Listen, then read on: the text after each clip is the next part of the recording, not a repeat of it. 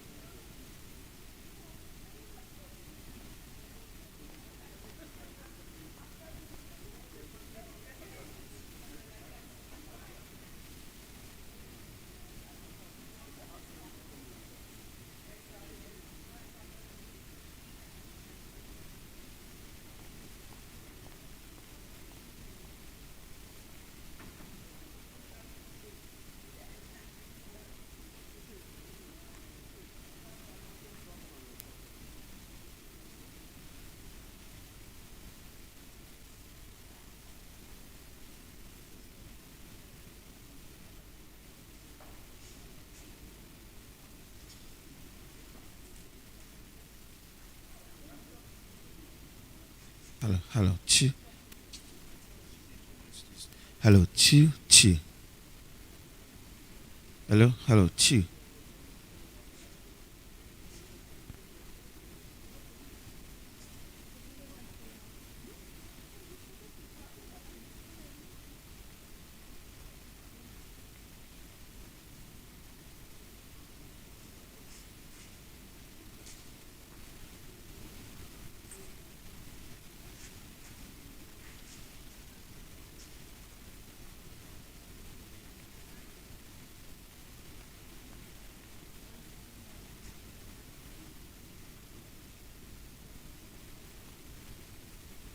Hello, two. Hello, two. Hello, hello.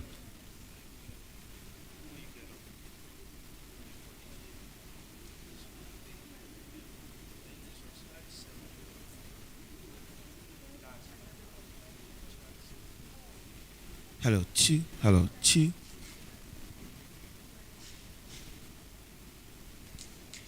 Check, check, check, check.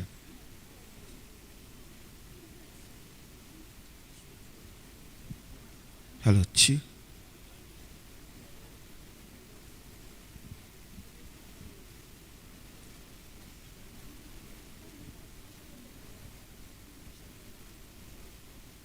Hello, hello, two.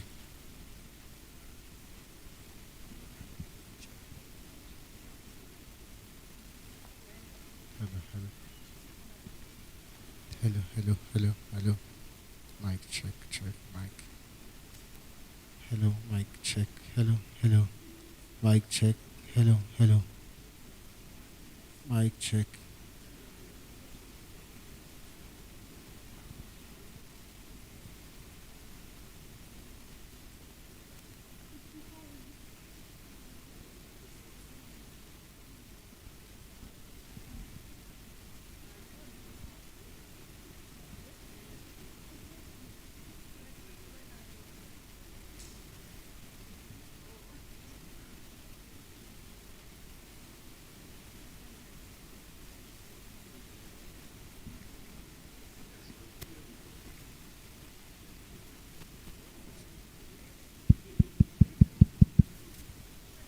Good morning,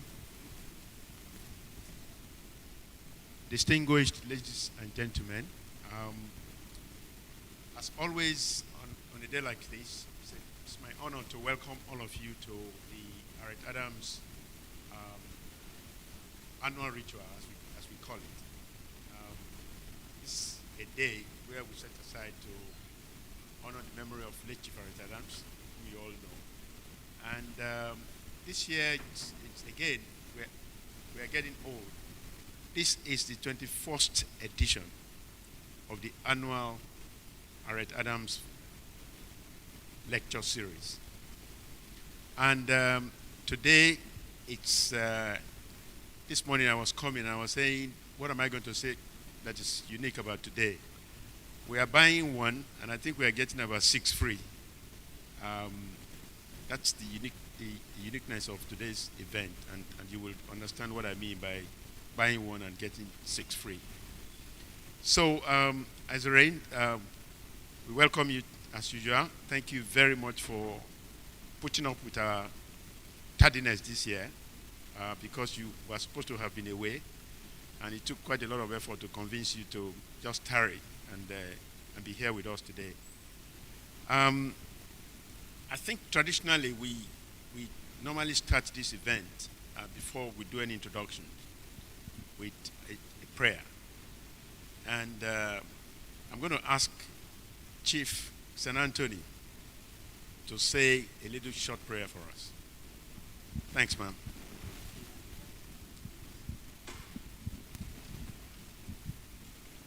In the name of the Father, and of the Son, and of the Holy Spirit.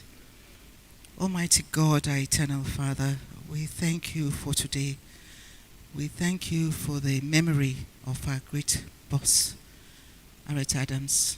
We pray that his soul will continue to rest in peace in your bosom in heaven.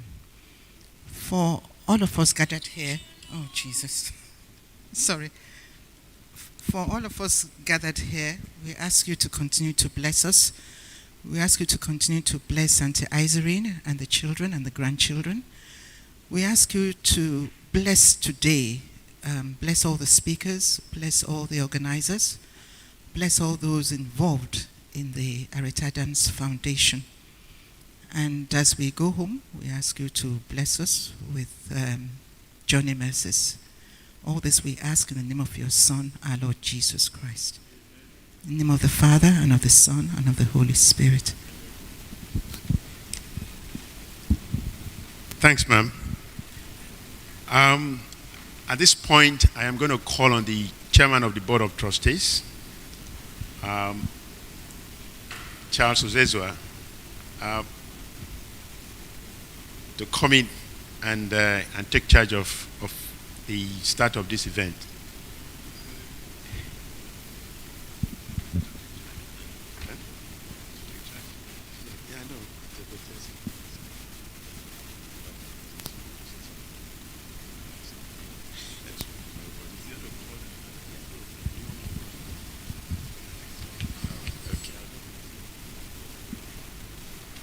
Right. Just by a little bit of protocol, the chairman of board of trustees had asked me to, step forward a little bit, and therefore, I am going to do a little bit of an introduction. But really, Joe, please, if you don't mind, can you join me here? Because I need help. The chairman of today's event, it's someone that is known to all of us here. But I would ask my Tom and Jerry partner to say a little bit about the chairman. Thank you very much, Doctor.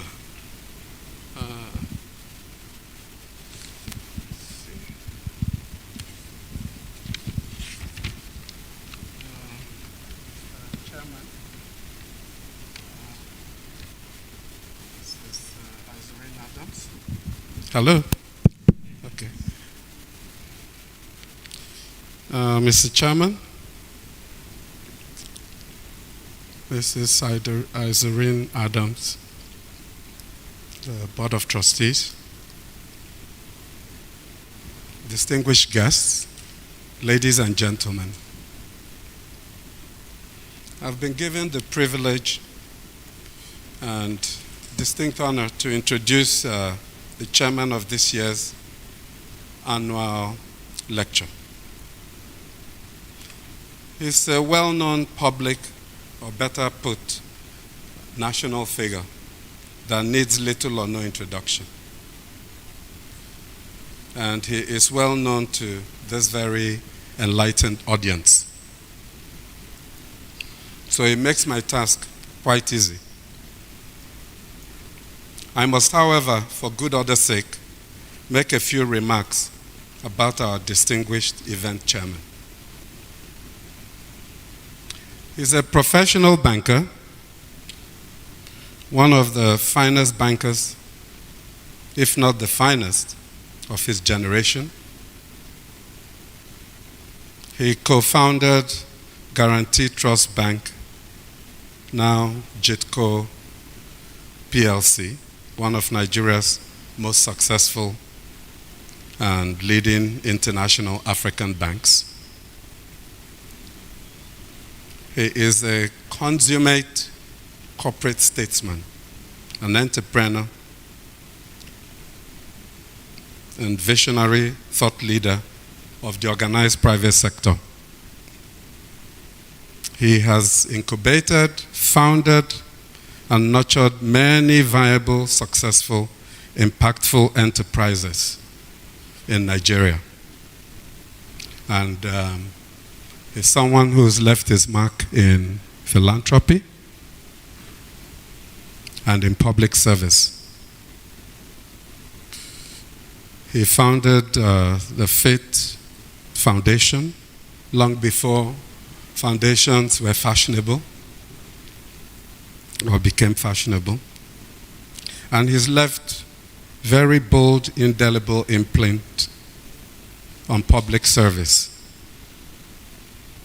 Remarkably, first as the first chairman of the National Pension Commission, which revamped and reformed Nigeria's pension scheme, which we all enjoy today. And he served on many governmental bodies and performed national service in various capacities. He is an officer of the Federal Republic and a member of the Nigerian Institute.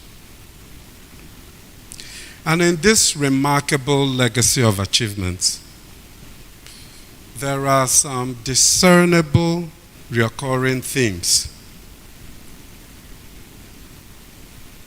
The first is the pursuit of excellence and maintaining the highest ethical standards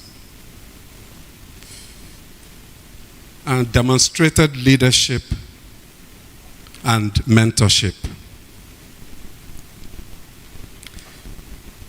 These are the same themes and values that we at the Aret Adams Foundation identify as an embodiment of the Aret Adams legacy. Many of his mentees have gone on in their own right to become national icons in their chosen fields.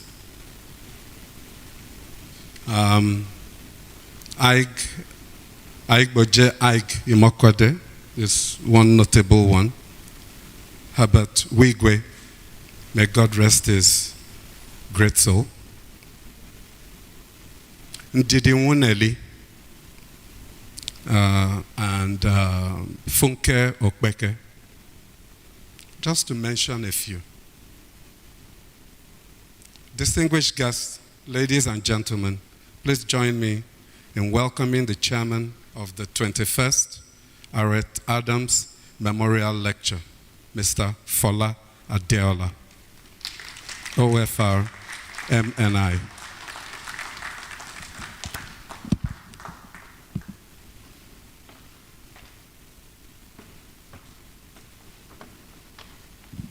Forgot to mention that he mentored me too.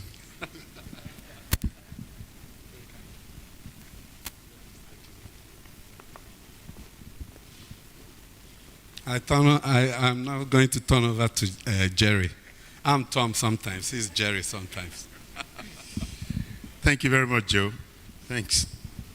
Well, I'm always very lucky because I get to do the easy piece of a lot of chores.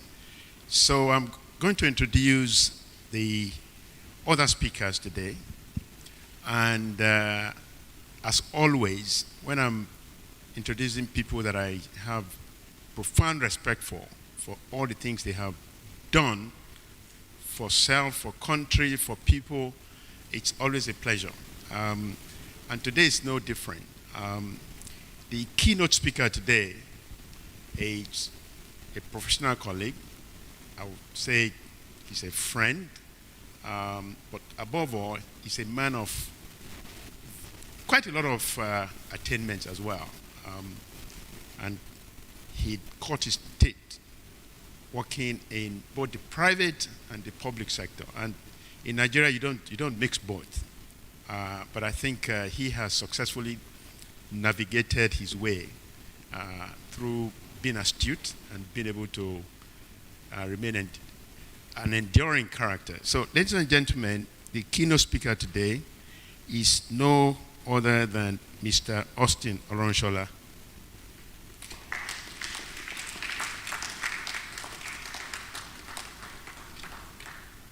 Austin, as we all call him in the industry, is former director, DPR, and currently he's chairman, Energy Institute of Nigeria. I'm not going to bore you because on the program, there's a very, very trite citation of Austin. He, in many respects, like I said, has navigated his way professionally, both in the private sector and in the public sector as well.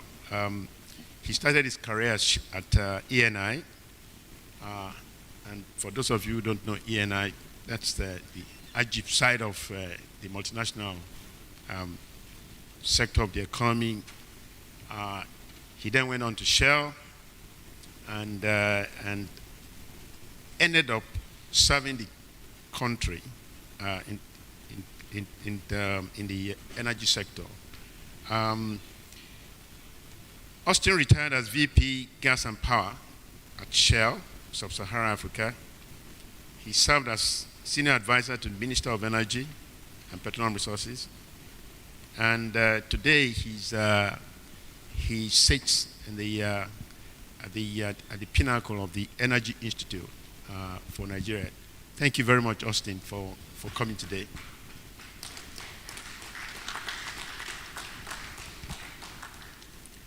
The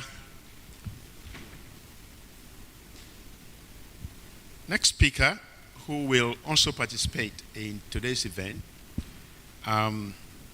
again, a man of substantial endurance, and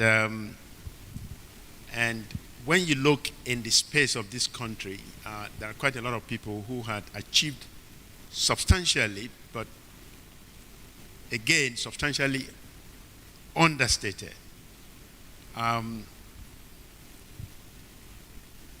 Dr. is one of those. And Dr. Thank you very much for coming. I don't know how to start to introduce you because many people will know Arthur Anderson, they will know Accenture, and they will know the Economic Council, Economic Summit, and all sorts of things. Again, Dr.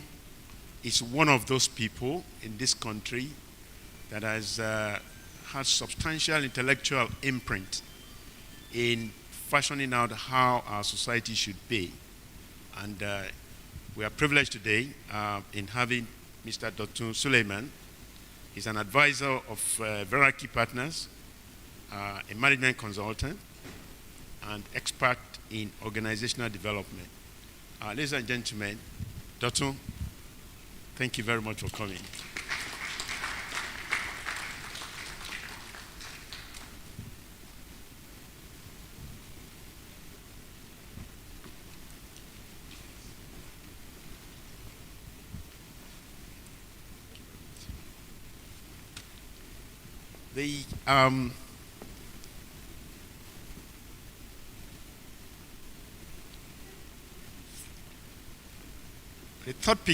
The third speaker today, when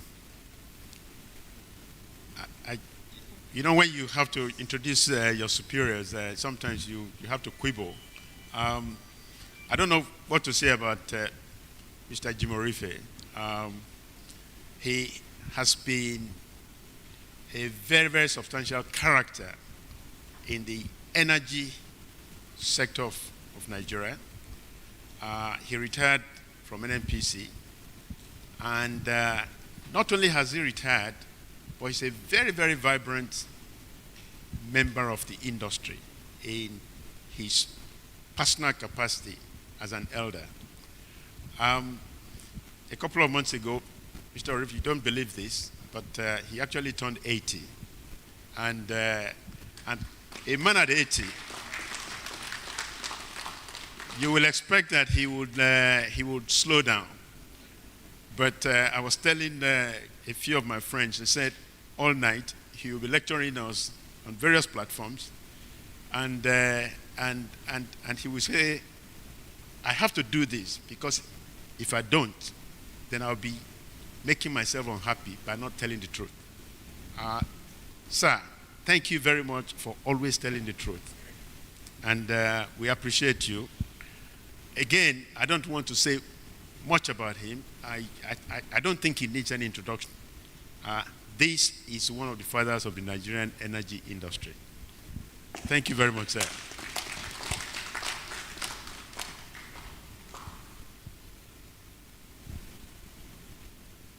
And thank you very much for coming.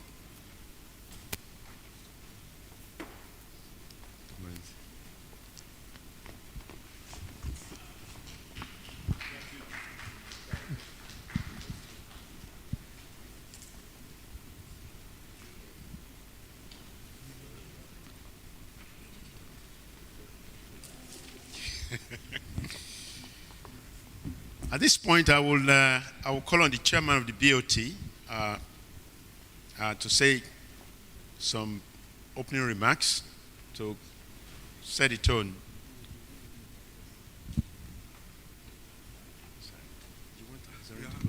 Yes, you're forgetting that Jerry has a comment to make. Please, at this junction, we would like very much to invite Mrs. Izarine Adams to the chair. Please, madam, protocols demand that we do so. And we will also invite Mrs. Charles Osezua to join them. Please give them a round of applause. Yeah, this here is better, please. Okay. This way. Okay, this way here. Okay.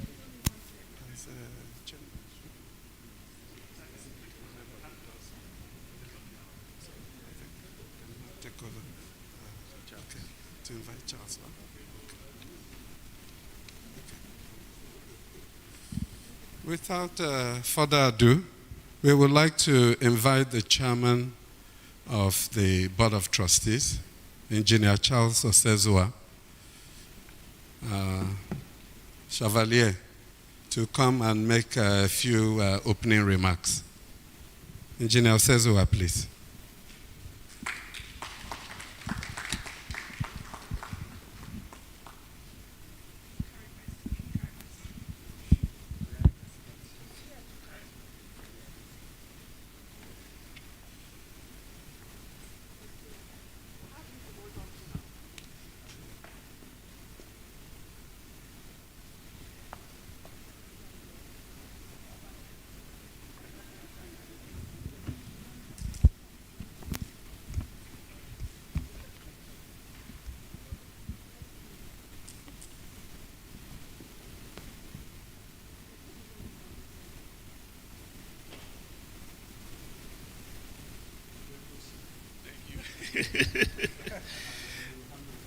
Yes, then I'll hand over to him.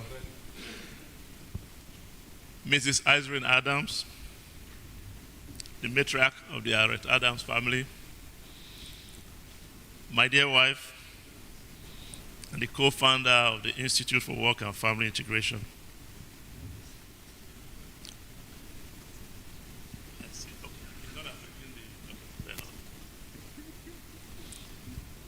The chairman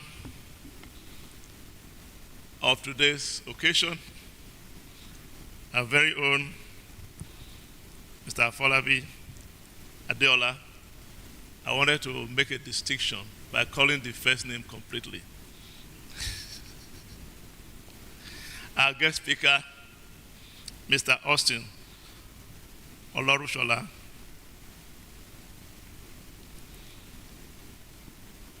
Panelists, Mr. Jim Orife and Mr. Dotun Suleiman.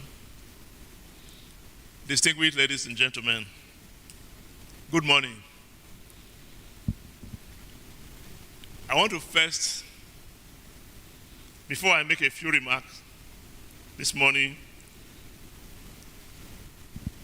to spend a few moments to recognize members of the Board of Trustees of the Aret Adam Foundation. I know Dr. Lai Fatola doesn't need much introduction, but he's the first vice chairman and also the chairman of the governance committee. Lai, please, if you will stand for recognition. Dr. Joe Biagu, member and chairman of the Growth and Communication Committee.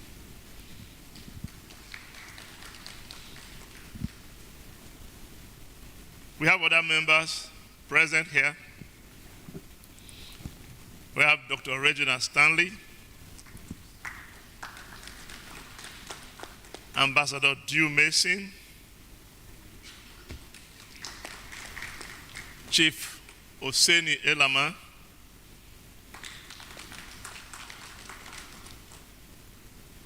I don't think Egbert is in the house. Mr. Egbert Imomo, Commander of the Niger.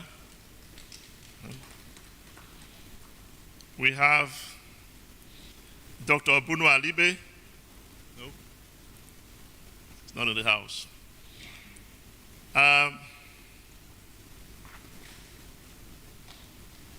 Engineer Funsho Kukboloku. I don't think I've seen him. Mr. Sam Afemike. No. Mrs. Patricia Ochogbu. Is she here? Okay, thank you. She's in the house. You can recognize her, please. Mrs. Adedoja Ajelabi. She in the house? No. Engineer Sam Adegbuyega was around a few days ago. And Chief Shirley Coker. Mr. Chairman, sir, distinguished ladies and gentlemen,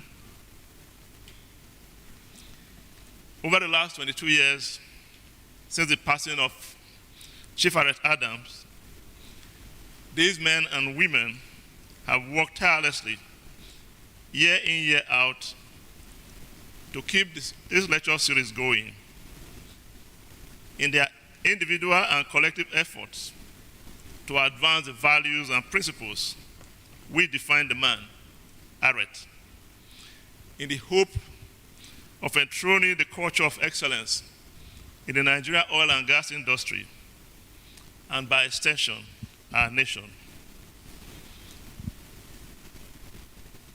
The man, Chief Aret Adams, was an earth scientist who distinguished himself in his work.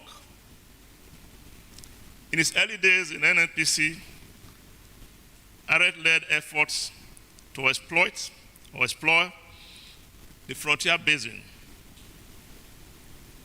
with great success, recording about 6 major discoveries offshore Nigeria. He was a professional, a pragmatist, and a man of integrity. He was unambiguous in his speech, which made it easy for his peers and colleagues to understand, believe, and indeed trust in his words. And precisely because of these qualities, when crude oil price was below $13, if you like, I use the word collapse, in the mid-80s, Aret reinnovated the joint operating agreement with the IOCs to keep drilling rigs in Nigeria operating with great success. Thus, when most of the global oil-producing countries in the world were shut down, Nigeria was busy and running. As managing director of NNPC, he decided to introduce the group structure, if you like, reorganize NNPC, and introduce the merit system into management in the hope of transforming the organization into a mega national corporation able to compete and take its rightful position in the Community of Nations. A strict performance management system, or if you like, a merit-based system of appointment, was a challenge to the political elites. And for that reason, Aret was retired in what government at the time told us was in public interest. Yes, merit was a challenge, and the champion had to be retired. However, when Aret died in 2002, the Nigerian Association of Petroleum Explorationists decided to name their highest award for excellence in earth science after the man, Aret, thus immortalizing him as the symbol of professional excellence in our industry. Just to put things in perspective. So our lecture series, Mr. Chairman, distinguished ladies and gentlemen, has tried for the last several years to perpetuate this legacy and see how you expand it. We've been privileged to host a diverse array of individuals who have distinguished themselves in their fields of endeavors. They come to talk to us on issues, if you like, topical issues affecting our industry. Accordingly, we've hosted,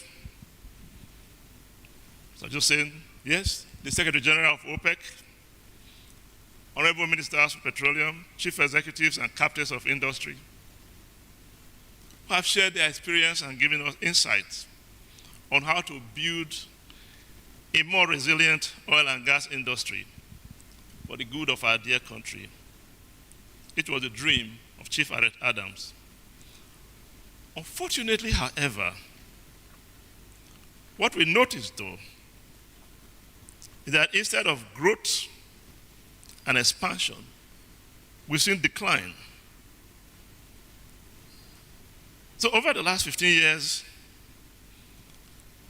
we've seen foreign direct investment decline in the Nigerian oil and gas industry. Our ability to attract and retain investment dropped. And according to data from the National Bureau of Statistics, we've seen decline from $22.2 billion as direct foreign investment in 2014 to just about $6 billion in 2021. And the decline remained, coming below $2 billion last year. Also troubling is the steady withdrawal and divestment of many international oil companies. While divestment have created opportunity to deepen local indigenous participation in the upstream, growth, however, has been constrained by the absence of capital. As a foundation, we do not know for certainty the reason for this decline, but indications are that it may not be unrelated to corporate governance issues and failure of the new owners to adhere to the principles and values we guided business in the Aret Adams day. In one word, we may say trust or believability of proposals. In view of this reality, the Board of Trustees decided this year, instead of inviting current and serving leaders to speak to us, we should invite instead people who can lead us in retrospection. Yes, to help us understand the role of value and regulation in reinvigorating investment in the Nigerian oil and gas sector. Accordingly, to help us understand what has happened or what is happening, we invited this year professionals, entrepreneurs who need very little introduction to talk to us. To talk to us on how we can craft a recovery strategy to attract capital into the Nigerian petroleum industry. Well, Fola has been introduced. We know him with GT Bank. But I want you to please join me in thanking him for accepting our invitation. Fola accepted on short notice to chair this occasion. Fola, thank you.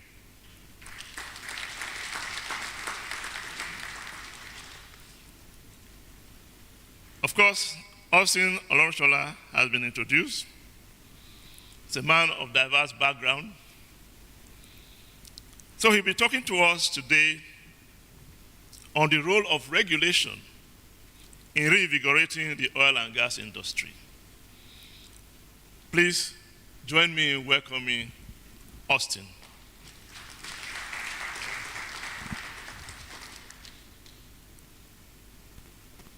I think I will pass Jim first. I also beg you to help me welcome Mr. Dotun Suleiman, member of the Federal Republic, for accepting our invitation. His own is very unique. He was introduced, yes, country manager at Anderson, the precursor of Accenture and KPMG. But Dotun is more than that. Dotun was in the room. I dare say he was one of the masterminds that crafted Aret Adams' vision and strategy for transformation of NNPC.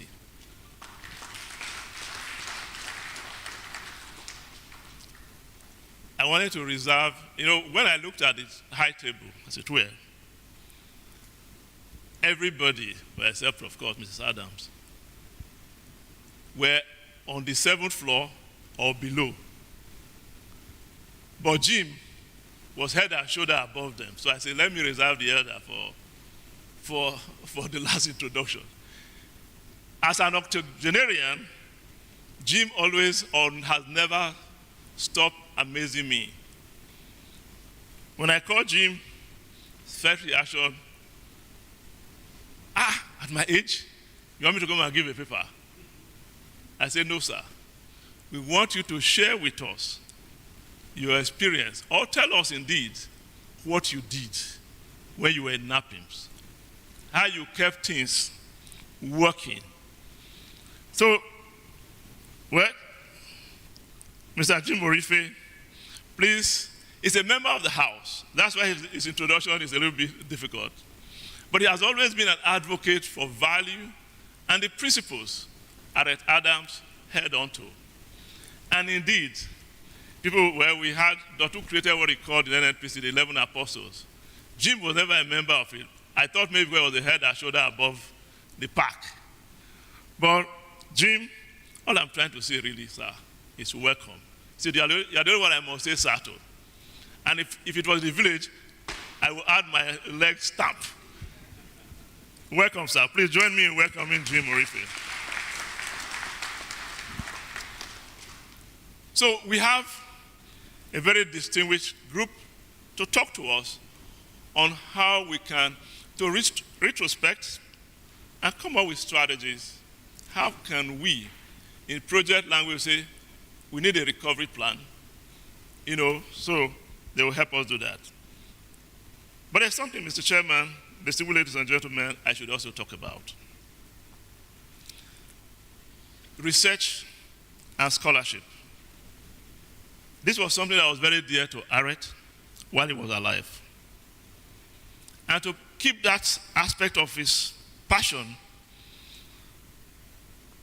the foundation announced last year that we are creating or establishing 2 new professorial chairs. The first for geology at the University of Ibadan, and the one for business entrepreneurship at the Ambrose Ali University, Ekoma.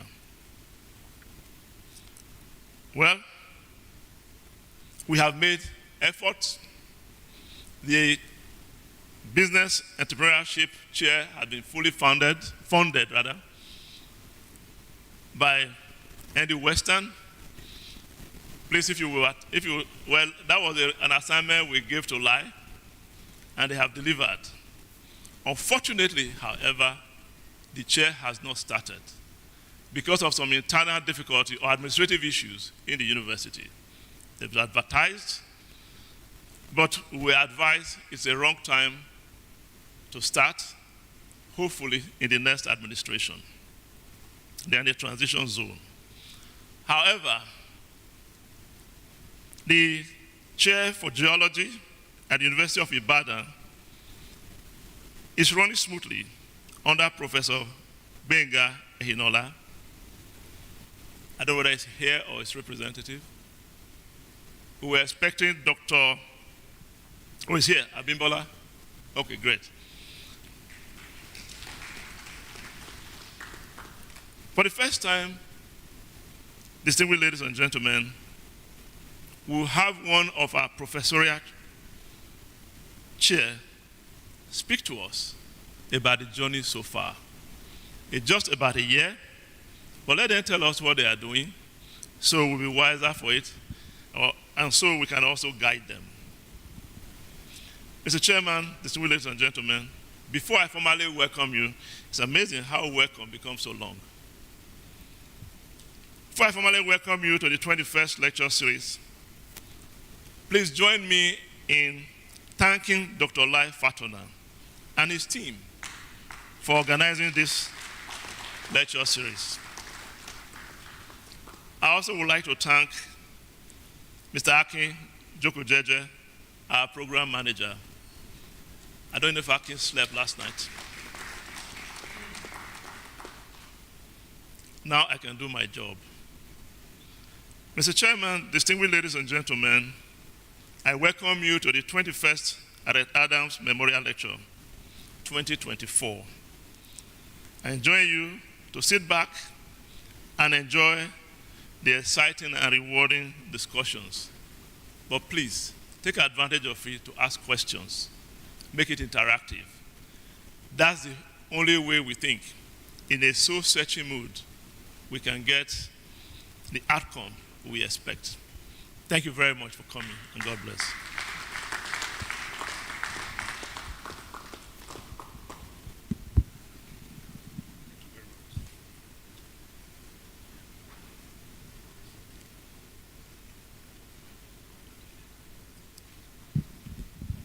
Thank you very much, Chairman of the BOT.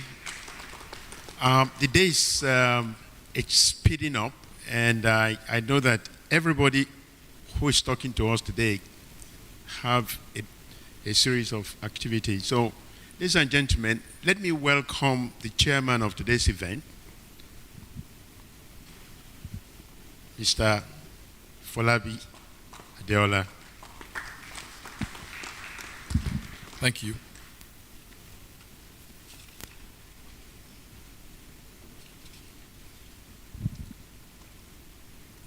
Mrs. Adams, it's nice to see you again.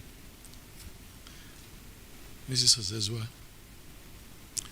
Chairman Board of Trustees, our speaker for today, and the discussants. And so the call came with an identity. It was Joe Biago. And he said this had to be done today. And before any opportunity to reflect, said Life Attorney will be there. I said, well, will be there. Dr. Sulaiman will be there. I said, okay, you are the one they sent. You have done the job, I'll be here today. And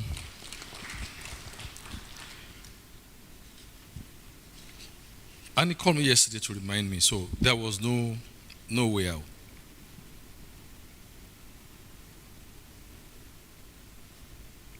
Merit has remained a challenge to the Nigerian system, not just when Aret was alive, up till today. When I was in high school,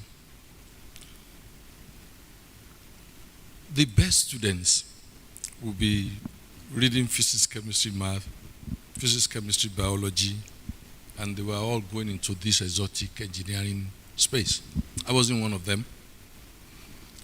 And then the best art students will be trying to get admission into the very few law schools that we had in Nigeria.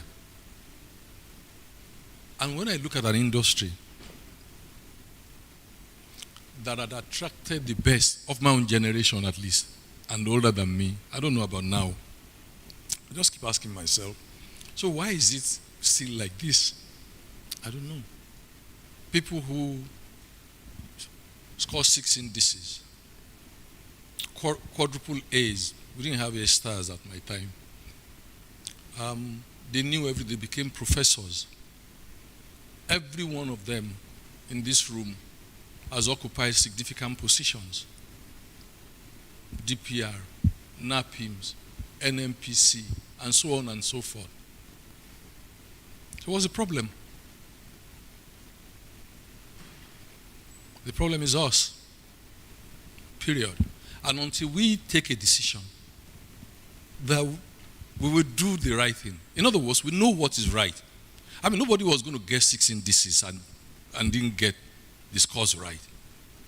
So how come we're where we are? Who talks about gas in this country without the chairman of board of trustees of Aret Adams Foundation? I don't know. The first time I met you, you were gas. And I'm meeting you again today, still gas. What's the problem?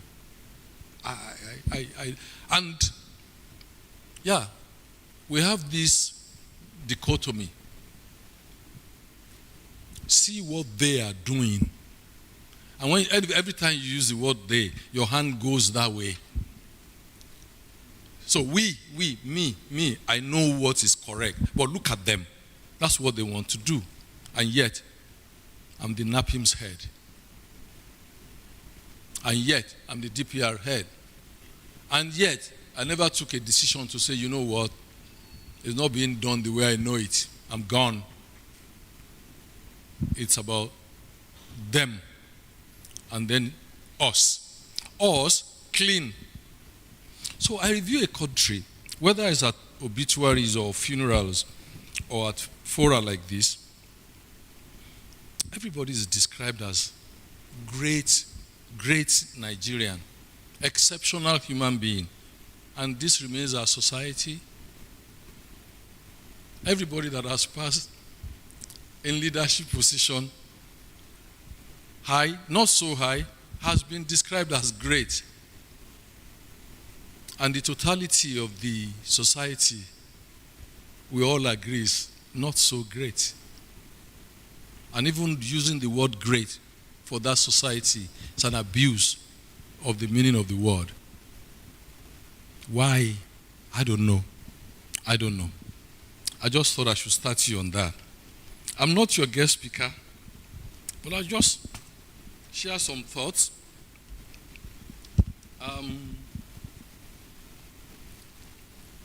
And who is going to speak will tell us what we need to do, what we should do, what is correct to do. And we will hear him, and we will clap for him, and celebrate him. But we will not do it. Exactly the way he had other people speak to him when he had the sword of power. And we did not do it.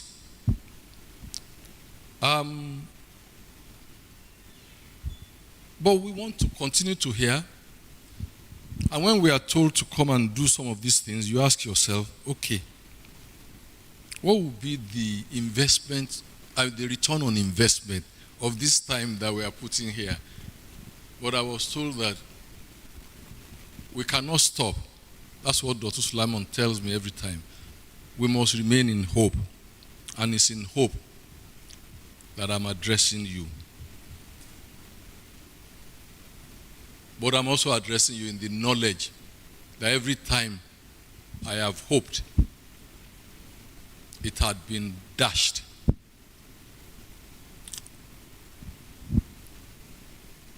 The renaissance of Nigeria's economy and the attainment of the growth expectations will require a significant contribution from the full value that can be derived from from countries' oil and gas resources. Nigeria's material resource holding has the potential to deliver a production growth level of 3.0 million barrels of oil per day and gas production level of 15 billion cubic feet of gas per day within the next 5 to 10 years. And this will effectively impact the revenue objectives and catalyze other sectors of the economy. I was at a board meeting yesterday, and I learned one fact that I never knew, that the United States of America has the same reserve level as Nigeria, oil reserve, the United States. And the United States produces 30 million barrels of oil a day, and we have not met our OPEC quota of 2.3. But we have the same reserve level. I reflected on it so many times, but they do 30 million barrels a day. The current president says he has a vision for 4 million barrels. To get to 4 million, we'll have to do the 2.3 or 2.4 sufficiently regularly to be able to prevail on OPEC to allow us to do a little bit more. The growth in the oil and gas sector must be hinged on the strategic imperative of shifting the Nigeria petroleum industry from a predominantly oil and gas exporting country to a value-enhanced and multiplier impact on the macroeconomy, and in particular, the power, industrial, agricultural, and manufacturing sectors. Again, I learned that when we add value to the crude, it is possible for us to multiply the return 5 times. But all we've done is just to be bringing it out, and we don't have the patience to add value. Math, physics, chemistry. A. So many of them. You even feel a sense of inferiority when you're among them. They're eggheads. The ones that couldn't do oil company became professors who are teaching those who could do oil. But we don't add value. And one of them, many years ago, decided to put a modular refinery close to, on the site of his, where he was drilling oil. Again, rumors fly around, but I understand it cost that company $9 million at that time. And the presentation was made to NNPC. And NNPC is not an expatriate. NNPC is here. That come. We could put a modular refinery, one in every local government. 774 times 9. Okay, times 10 for people who are poor at maths like me. 7 billion. At the time that money was coming. And they say they don't do $9 million contracts. That was the end. Okay? But when you see their own performance year in, year out, they're not large. And you compare on a per barrel basis of oil, they trump every other company that is in that space in Nigeria. Value added. I don't want to take the position of your presenter. I'm sure he's going to develop much better than somebody who couldn't do math, physics, chemistry like me. It's going to be a lot better. But I just thought I should present and set you on the line of the theme, which is the subject of this year's Aret Foundation lecture. The global world is still transitioning from an overdependence on fossil fuels to low/zero emission energy options for renewable alternatives. This clearly has reduced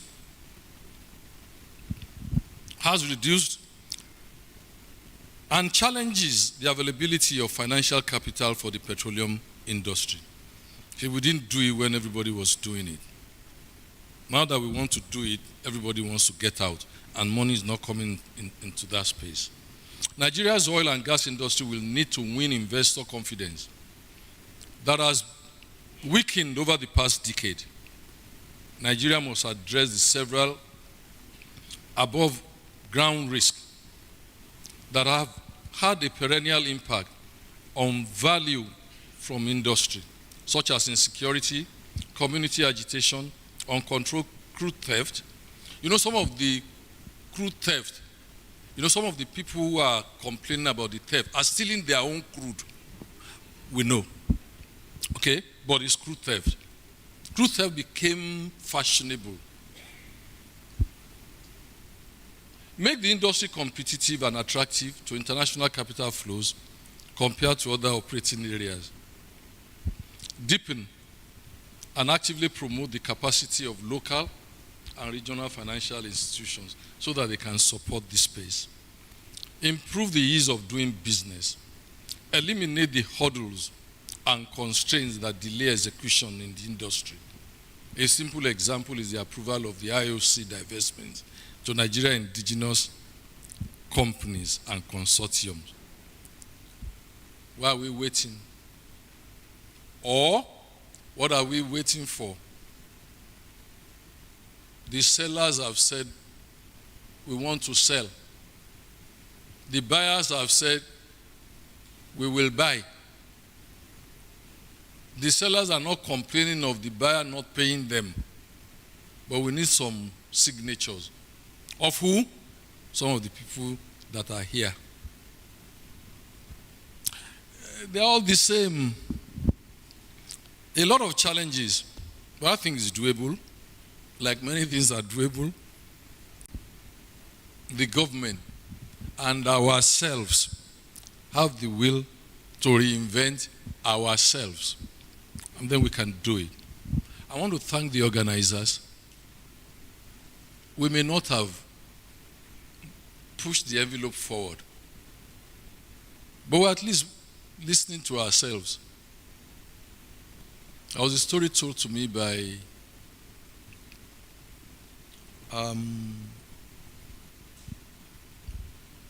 Dr. Okigbo about the eagle that came to pick the hen for lunch. And on this day, the hen started making noise. And then the eagle stopped and said to the hen, okay, every day I come to pick you for lunch. Why are you making noise? Who's coming to help you? Say, I'm not making noise because somebody will come and help me. I'm just making noise so that the world will know what you are doing to me. This is what we are doing to our country. We like to talk about it. We like to mouth it. And everybody that comes is supposed to be different from the rest of us. We will continue to talk at the Aret Adam Foundation. One man that I met and I can describe as a true visionary. And you can see the collection of the math, physics people. Even when they don't agree among themselves, they agree that they should celebrate Adams. At least we can do one thing together. There are more things that we need to do together if we have to get this industry to move forward. The chairman has roles other than talking to you. He has to manage the time. Austin has assured me that he will do only 35 minutes.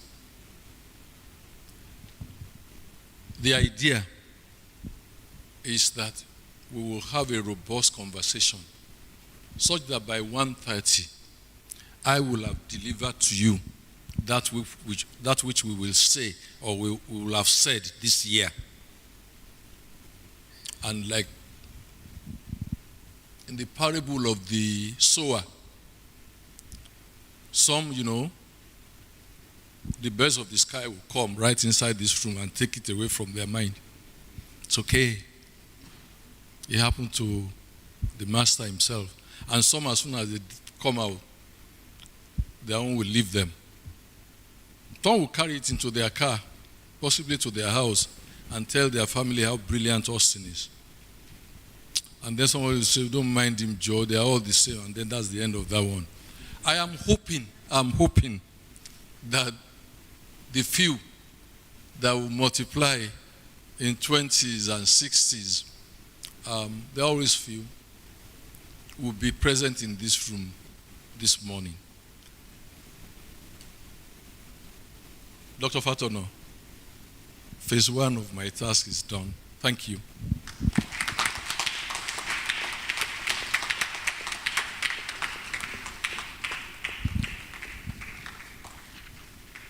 Thank you very much.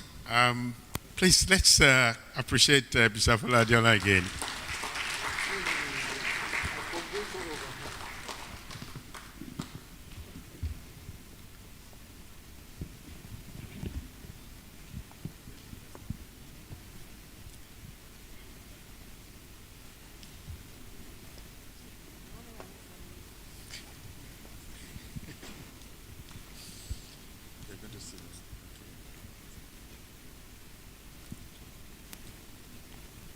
Thank you very much once again. And so the agenda is set. The tone for this morning it's put across all of us. And even though Fola always says he didn't do much math physics, but I wonder what he would have done if he actually did math physics. Thank you very much, Fola. So, the conversion is going to start very shortly, but just let me quickly recognize a few people who had sneaked in. I can see a respectable elder, Engineer Joanibo. Thank you very much. I've seen Mr. Ajumagobia somewhere, but I'm sorry, I don't know where. I thought I saw him. Oh. Yeah, thank you very much. One of us. Ambassador Dimesin, good morning. So, Austin, the floor is yours.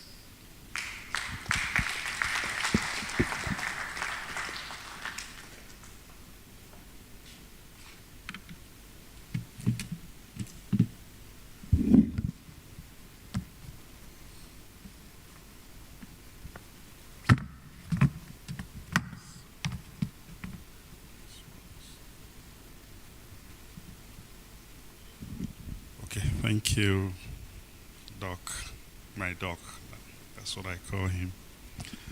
Mr. Chairman of this occasion, Ms. Adams, Mr. Zeno, distinguished panelists, I feel very honored to be sharing this podium with you today. And let me, because there are too many big people here, let me just collectively recognize all the distinguished ladies and gentlemen here present, and to say a very big thank you for gracing this very memorable occasion. I'd like to especially also thank Doc and members of the BOT of the Aret Adams Foundation for inviting me to speak at this 21st edition. I remember we struggled a little bit with dates and times and all that, but thank God we're here today.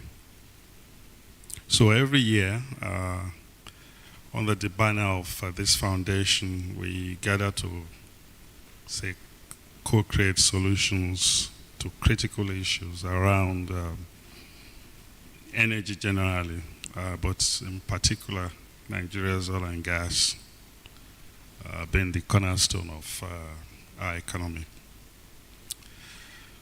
I think our gatherings have always been about expressing views around genuine concerns, professionalism, competence, passion, leadership. Some of the very many innate attributes of our revered and very visionary Chief Aret Adams. Today is another milestone in that journey, the 21st in the series, with the never say die passion of our industry veterans, whom I can see quite a few around here, who have continued to carry the torch once held by Chief Adams.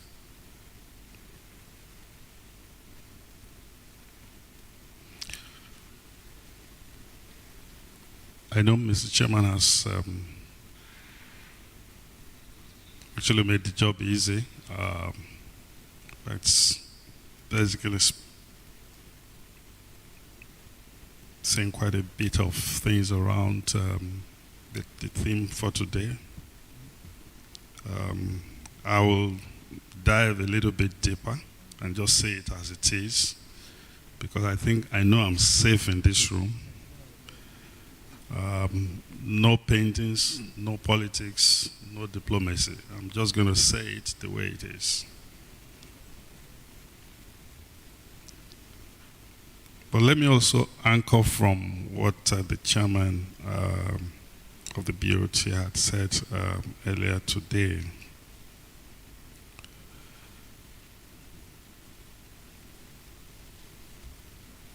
People like Chief Adams found solutions during their days, very pragmatic ones.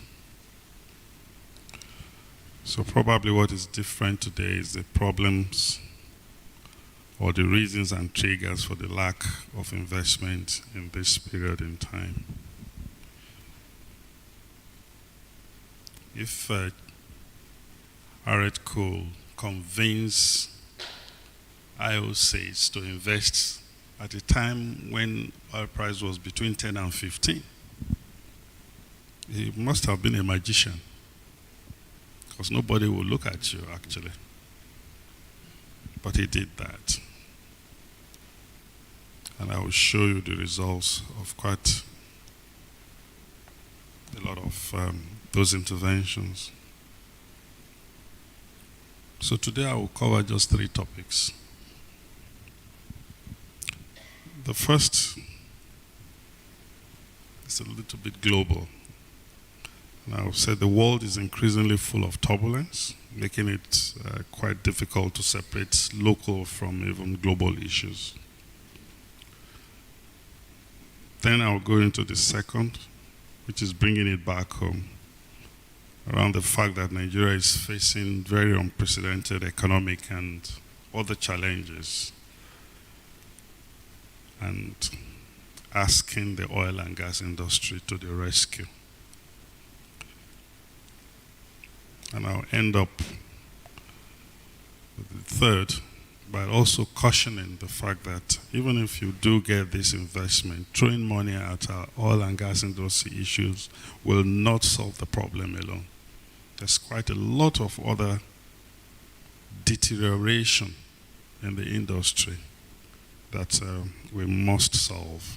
Otherwise, it's just going to be a waste.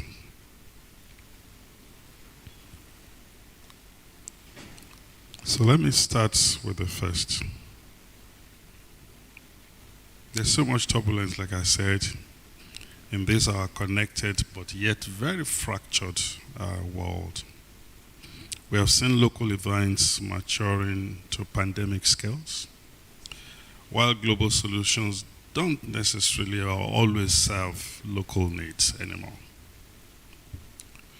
We have also seen climate disasters never before imagined, even in deserts. I think I saw one in Dubai last week or something like that, as if, and droughts even in rainforest regions. A lot of things are changing.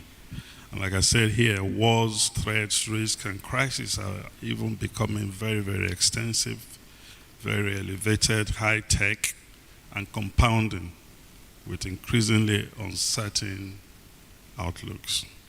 So we are truly living in a very rapidly changing world.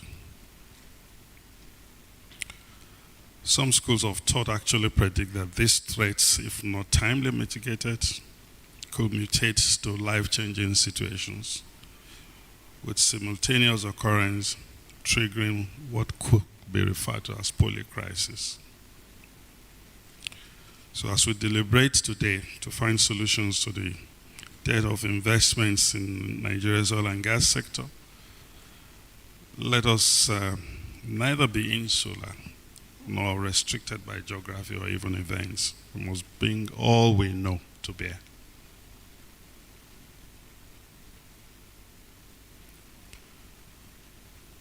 So back home, like I said, Nigeria's Nigeria faces quite a lot of far-reaching economic challenges that actually I have never experienced before. We now live with all matters of insecurity in Nigeria, with diverse occurrences, varying dimensions and complexities, including ethnic and religious conflicts, sabotage, insurgencies, robberies, banditry and kidnapping, clashes here and there. In our industry, these types of situations manifest as disruptions to operations, theft, increase in operating costs, actually exponential increase in operating costs, loss of revenues, environmental impact, negative perception and elevation of investment uncertainty. There was a time recently actually, a company was just supplying water to the rig, okay, in the shallow offshore.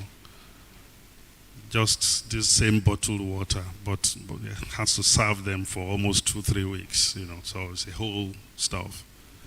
But a gunboat has to escort because it's pretty difficult. Now, the value of the water alone itself is not even up to $500,000 naira, but the gunboat was like $1 million. Yeah, so that's the kind of environment we find ourselves today. Unemployment, underemployment, widening poverty gaps and inequality are systemically linked challenges that citizens struggle with day in, day out. These have been magnified by ongoing costs of surviving crisis. Yesterday somebody even told me there is even costs of dying now. Though global have far-reaching dimensions locally.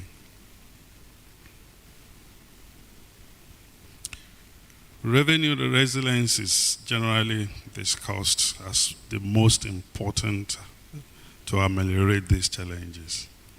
And since oil and gas are the cornerstones of Nigeria's economy, all eyes are on us, this sector, to do it, to do what is necessary, but also to do it very, very quickly. Ladies and gentlemen, the solution is simple. Like I say here, it's production, and even more production. But incidentally, it's not just as simple as it sounds.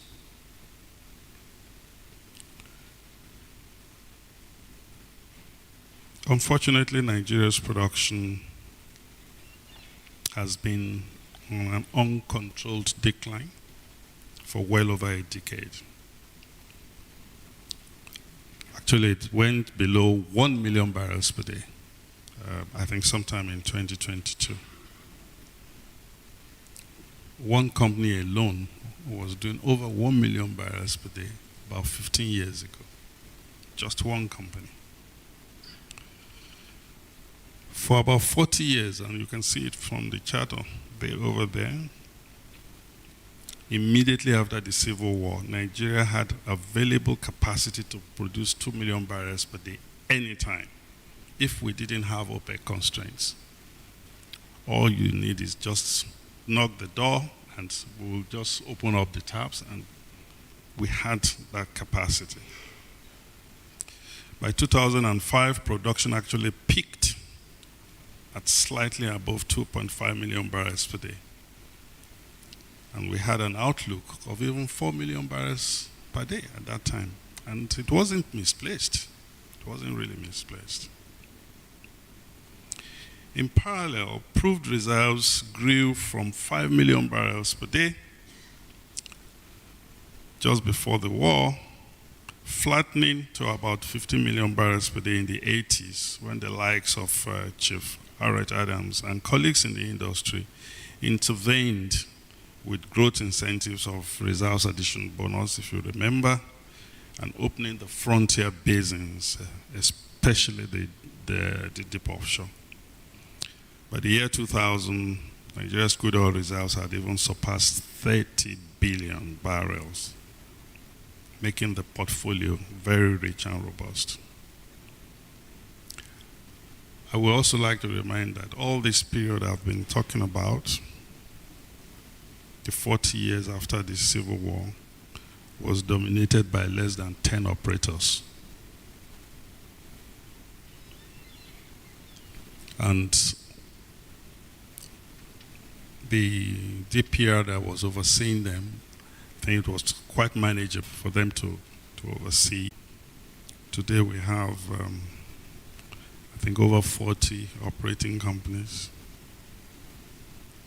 And we're struggling to even do 1.5 million barrels per day.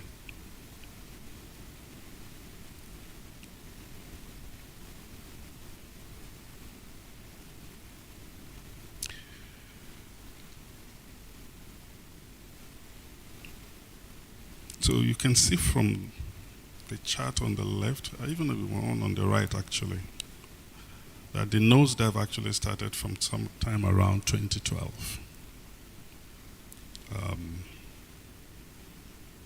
If I go back to reflect on what the chairman was saying, is 10 years not enough for us to see the trajectory of things and do something? It's not an overnight thing. And that's where we have found ourselves today. Moving on, that's also, of course, seriously affected oil export earnings in the last decade. The country has seriously witnessed an unfortunate decline, very much along the same nosedive trajectory of oil production. In fact, Nigeria has not even been able to meet our OPEC quotas in the last 2 years. And I see some figures between 20 and 30 billion dollars of estimated loss. Besides other factors which I intend to touch very, very briefly, the main cause of the nosedive in the oil production as well as earnings is lack of investments, with the subject of which we are discussing also this afternoon. Actually, the industry needs somewhere between 25 and 35 billion annually to execute projects that deliver new oil, to make for losses, i.e. natural declines of about 6 to 10% per annum.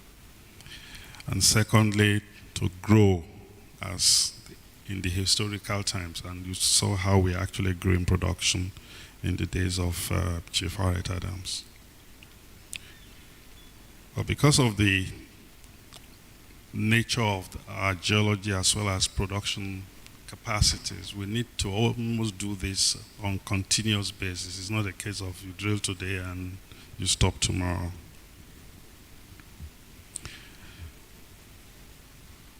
There have been several reasons for the lack of investments in our industry, but I just like to summarize them in these 7 big buckets of geopolitical instability, regulatory uncertainty, of course, weakening governance in the industry, widespread insecurity and theft, which we've talked about, infrastructure decays and deficiencies, progressive uncompetitiveness, and I'll talk a bit about that, and lately what I put as ESG concerns. So we have watched the declines, whether it's production, we're looking at whether it's activities in the industry, whether it is investments in the industry, whether it's earnings, everything, it's all going in the same direction. But even worse still, it's skills and competencies. And we are seeing that already. I did some interviewing about 2 weeks ago, out of about 40 people. I think we could only shake hands with about 2 or 3. It's so difficult.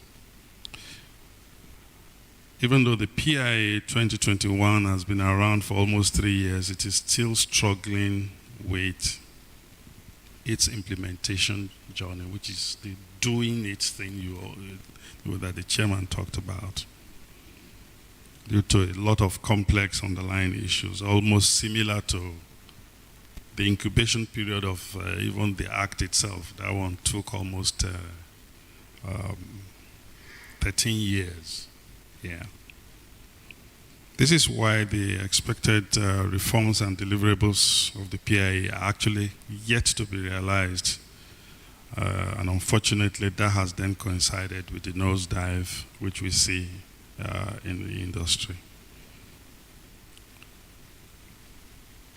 Incidentally, these are the same indicators that our revered Chief Adams passionately exercised stewardship during his own time. And despite very daunting challenges similar to the ones we face today, they found solutions somehow. So I asked myself, if the chief was around today, probably maybe in his mid-80s at about now, I believe he will be asking some key questions. Probably if we should be focusing on what I call, or what I've grouped as 6 fundamental policy and regulatory reforms to differentially and competitively put Nigeria back in the top quartile of investable oil and gas environments.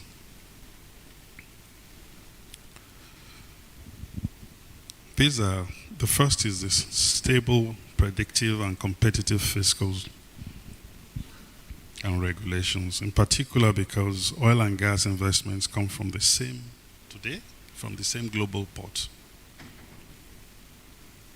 If you like, go to the bank here, somehow they have links with themselves all around the whole world. So at the end of the day, the money is coming from almost the same port. There were some tweaks recently, some executive orders by Mr. President. I think there's a bit of that has been touched, but implementation is still being expected. Second is to reduce bureaucracy and, to guarantee ease of doing business, shortening approval times, as well as accelerating workflows. Again, we have seen some bit of things in there, but the losses due to time delay in the ongoing divestments is a case in point where assets almost become orphans, because in the meantime, the seller has not fully handed over and the buyer has not fully taken it over. So the assets basically just become orphans. And within that period, nothing happens. No, but actually, there is no more stewards per se within that period. These are the kind of things we should never allow, or at least put some kind of time limits within where everything must happen. Third is allowing more flexibility in the application of local content regulations. Again, this was partially addressed in the executive orders that we saw about a month ago. I think it was formally rolled out sometime this week. Yeah. The fourth is to enhance security infrastructure to reduce all the losses and disruptions to operations, in particular theft. It's very difficult for anybody to come with huge investments, and knowing fully well that it's going to be stolen anyway. Nobody is going to do such a thing. Strengthening stabilization and investment protection mechanisms, in particular because of some ugly track records. Yeah. It did have some stabilization, but at some point in time, you then take it back. That's not a very good signal for investors. Making sufficient room for climate and environmental matters by developing a clear ESG strategy, even if it's for the optics of it, it has to happen. Because a lot of the partnerships you are really then looking for, this is one of the anchor points they will be raising. Investors will no doubt their consideration if these reforms are keenly followed through, i.e. implemented. However, I say again, we will need to do more. In business unusual times, as I think Nigeria is at the moment, So all I've been saying is probably, yeah, you need a bit more on that. Now we're in a business unusual period. So you need to raise a little bit more what you really then need to do. So a one-size-fits-all approach will certainly not work.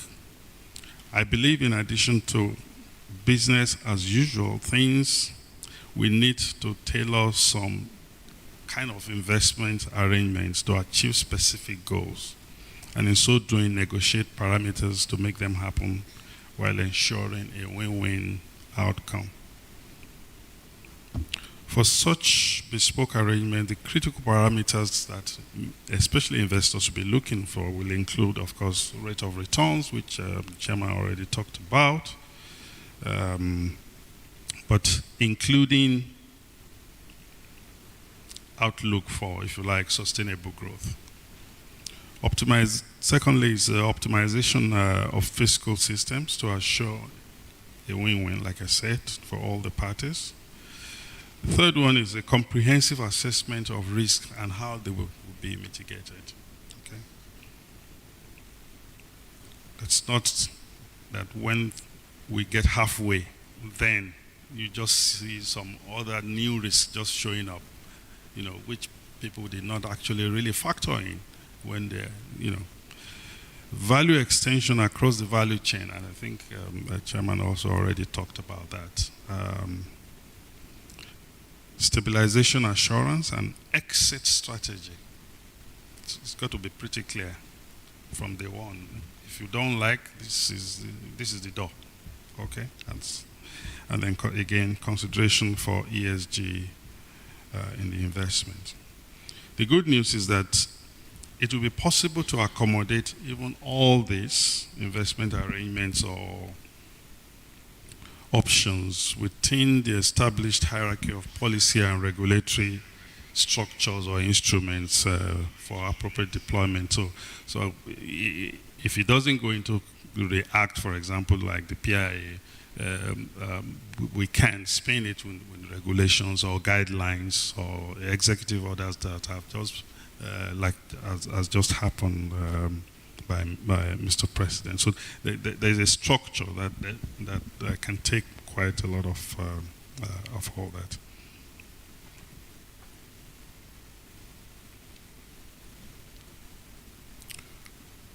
But we are no longer in a period when investments are chasing after Nigeria. We must know that the time has passed.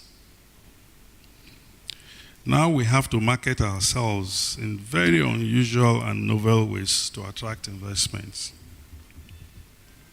So instead of, and I see quite a few of that happening, instead of selling oil blocks or reserves, we ought to be marketing investment packages and options to competent partnerships, and I underscore that, competent partnerships.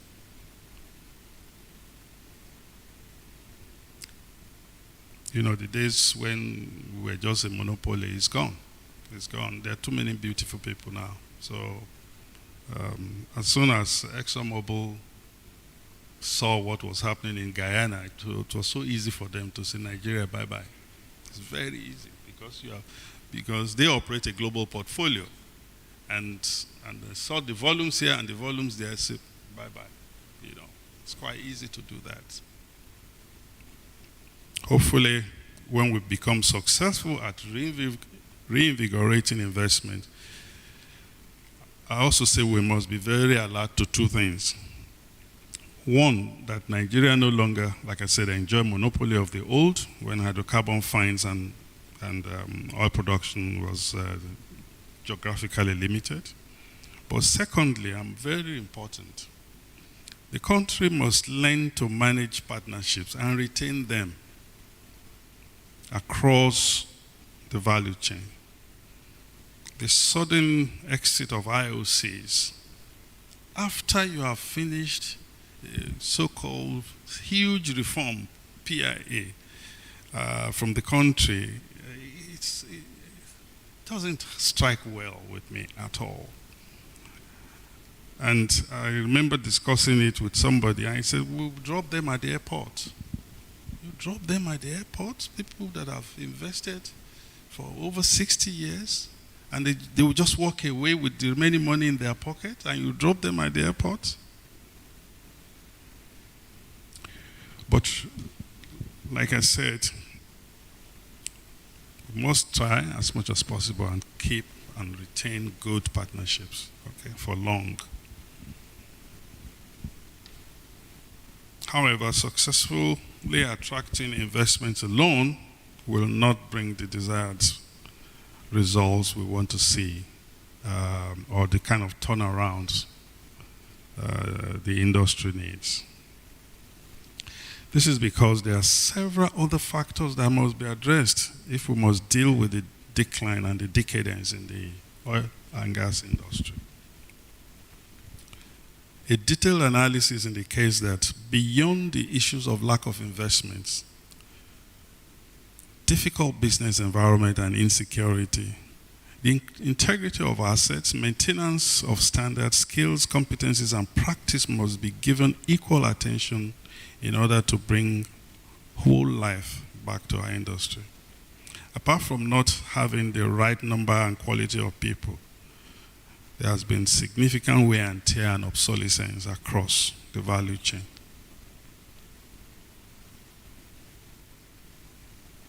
And you can see all the issues, apart from, like I said, the business environment, there are quite a lot of other issues. In fact, people issues, and I'm going to talk a bit more on that, is huge now. It's huge. And I told some people recently, 10.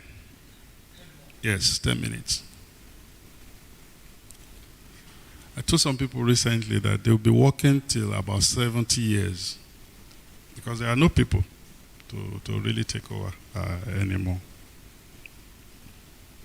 But ultimately, guided by understanding as opposed to just simple knowledge, I believe it is possible to work our way gradually back to 2 million barrels per day. I think it is possible. But within a period of about 5, it is not an on and off switch. It takes time. This includes taking the critical actions. 1, strengthening the security network across the oil and gas operations, and greater consequence for defaulters. Secondly, if we can conclude these IOC divestments within the next couple of weeks, hopefully, that will be a very good injection into this. But I also caution that those indigenous companies that are taking over must operate at the highest level of governance and technical standards.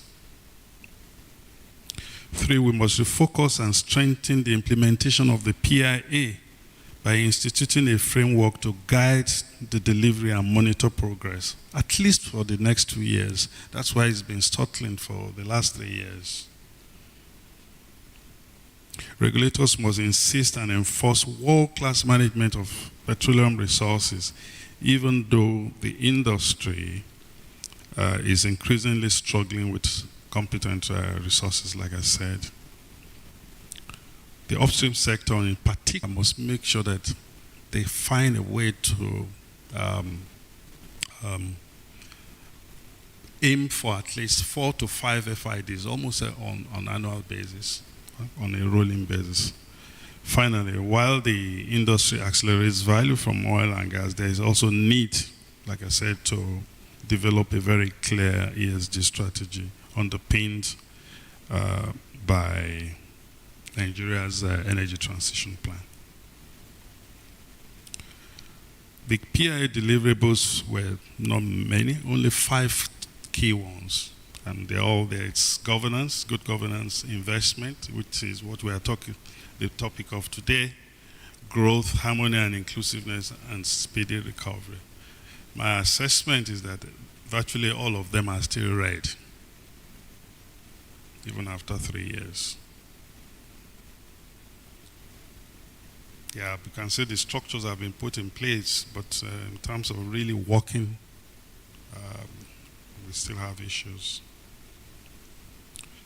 Perhaps one of the most destroyed aspects of our business is the near abandonment of good oil field practice, ensuring robustness of portfolios from exploration to appraisal, development, as well as production operations. Today, hardly any of the operators have exploration departments. So basically everything here you have jettisoned, okay, no more exploration. Even the appraisers, in-field or near-field extension is pretty scarce. So what is left is increasingly suboptimal development portfolios, from which some people even submit a single well FDP. How can you submit a single well FDP? And then regulators will be running around that, a single well FDP. And the only place, if you don't rejuvenate all this, you just lose, it just becomes completely suboptimal as you move on. So virtually everybody now crowds around here because there are no new oil that is coming in. And basically just manipulating figures. In my days in the DPR, I actually caught somebody that was injecting water into the line. You know, because they are not doing the right thing that is expected. Let me begin to round up, Mr. Chairman. But these are all the people issues that I think we must get back.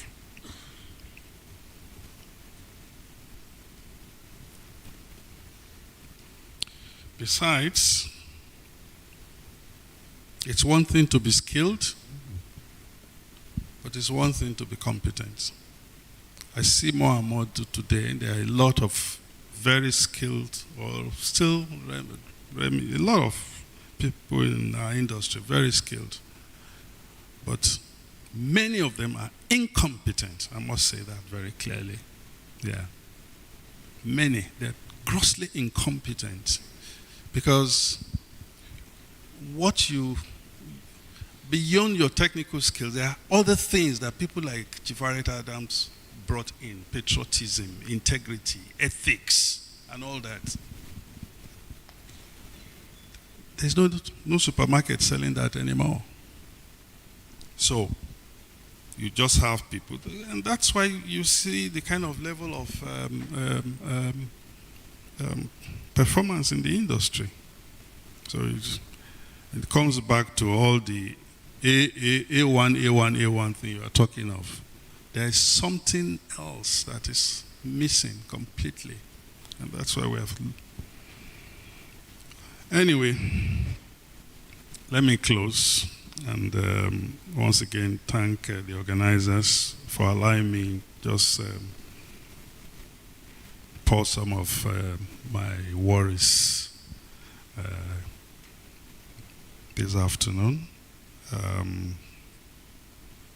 I would say for over a decade we have watched and marveled and complained about the nosedive and general slowing down of our industry.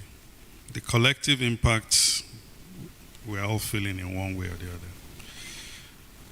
Let me also remind us of Newton's law of motion, which says, the first law says, an object in motion remains in motion at constant speed and in straight line unless acted on by an unbalanced force.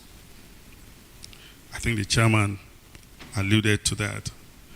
This deterioration will not stop unless stopped collectively by all of us in this room.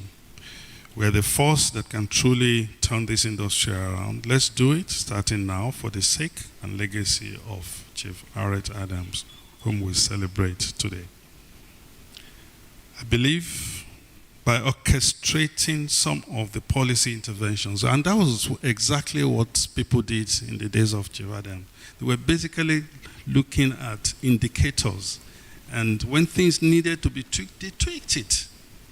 Just for the benefit of the country, for the benefit of the industry.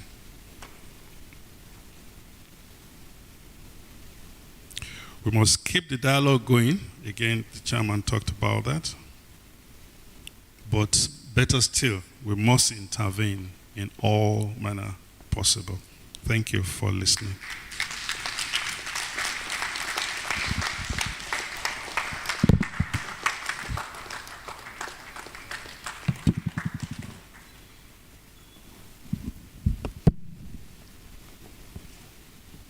Chief, Mrs.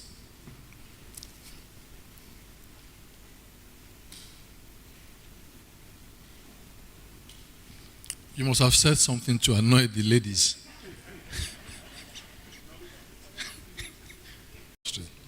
But honestly, I want to thank him.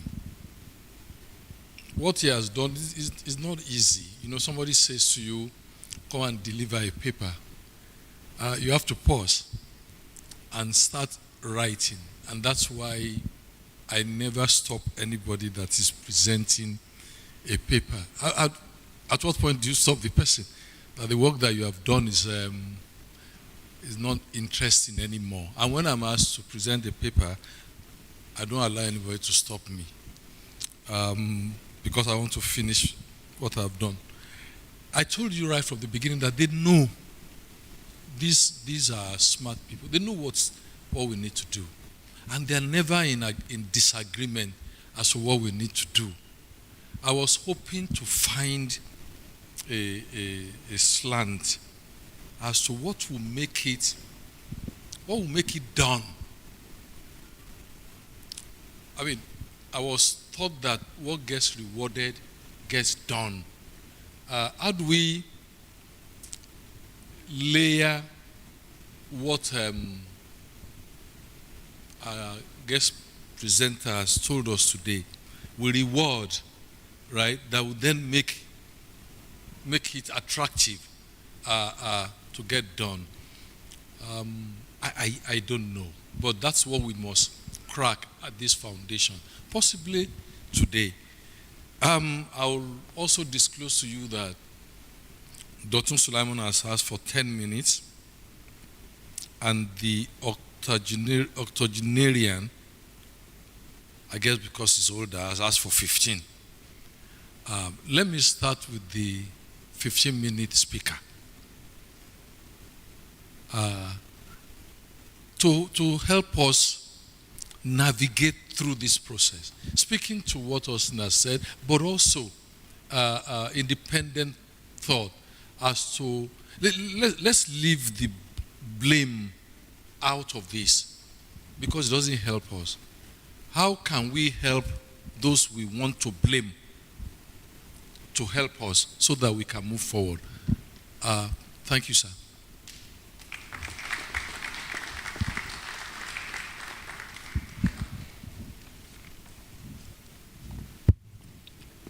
Thank you, Mr. Chairman. This topic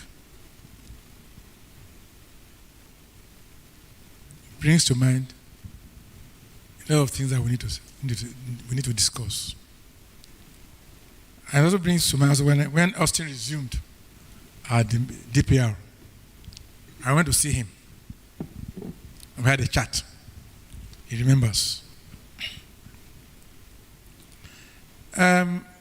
When you say you want to reinvigorate investment, value and the person of funding are key strategies to required funding. Funding is a vehicle on which any business or commercial activity moves. No fund, no business. No business, you wind up. Pure and simple. And unfortunately, the petroleum industry is a very sensitive one. You do something here now, in next second, it's gone around the whole world. There is no hiding place for anybody. So when you think that you are a minister, you are this, you are that, it has no value, because as you act, people are already responding before you. Now, why do we need more funding? Austin said, you cannot increase production overnight. It takes time. It takes planning. It takes competence. And the question is, are all these in place? If they're not all in place, you cannot do everything. You see, in this industry, people who are on the IOC side must have your confidence. You are together. Don't think that it is them and us. No. It is us together. And we must be able to talk to ourselves in the appropriate language. In those days, we used to go and hold meetings at times in the residence of the CEOs of the companies, when we didn't want anybody to hear what we were talking. Heart-to-heart talk. We did. And it worked. It worked. Because your partner is like a wife. In a marriage, you are in a marriage, really. In this type of business, if you have the board of directors or your shareholders, everybody, you are in a marriage. And you cannot afford to be unfaithful to your partner. If you are unfaithful to your partner, your funding disappears. It starts to. If you cannot get his money back, he won't bring any investment. And that is what is happening.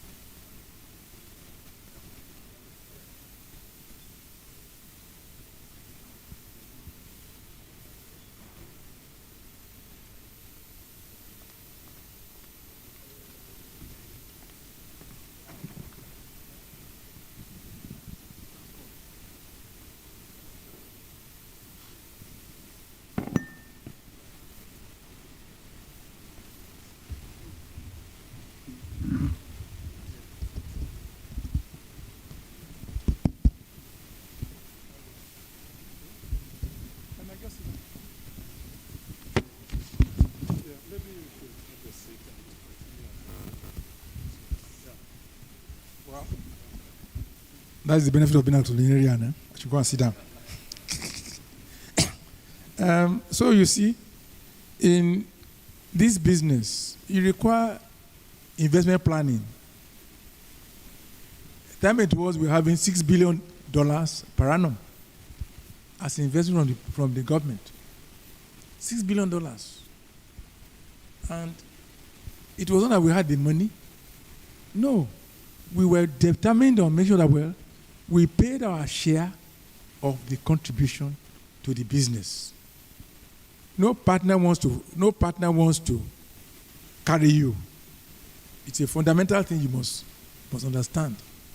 And those who are in positions of authority and planning budgets must understand that the bosses of those who are here with you as partners are also watching them. So you must provide the funding that they need to run the business together. They will be embarrassed. And they will say, I remember a while ago, we were being told that it was NNPC's money that was used in funding the operations.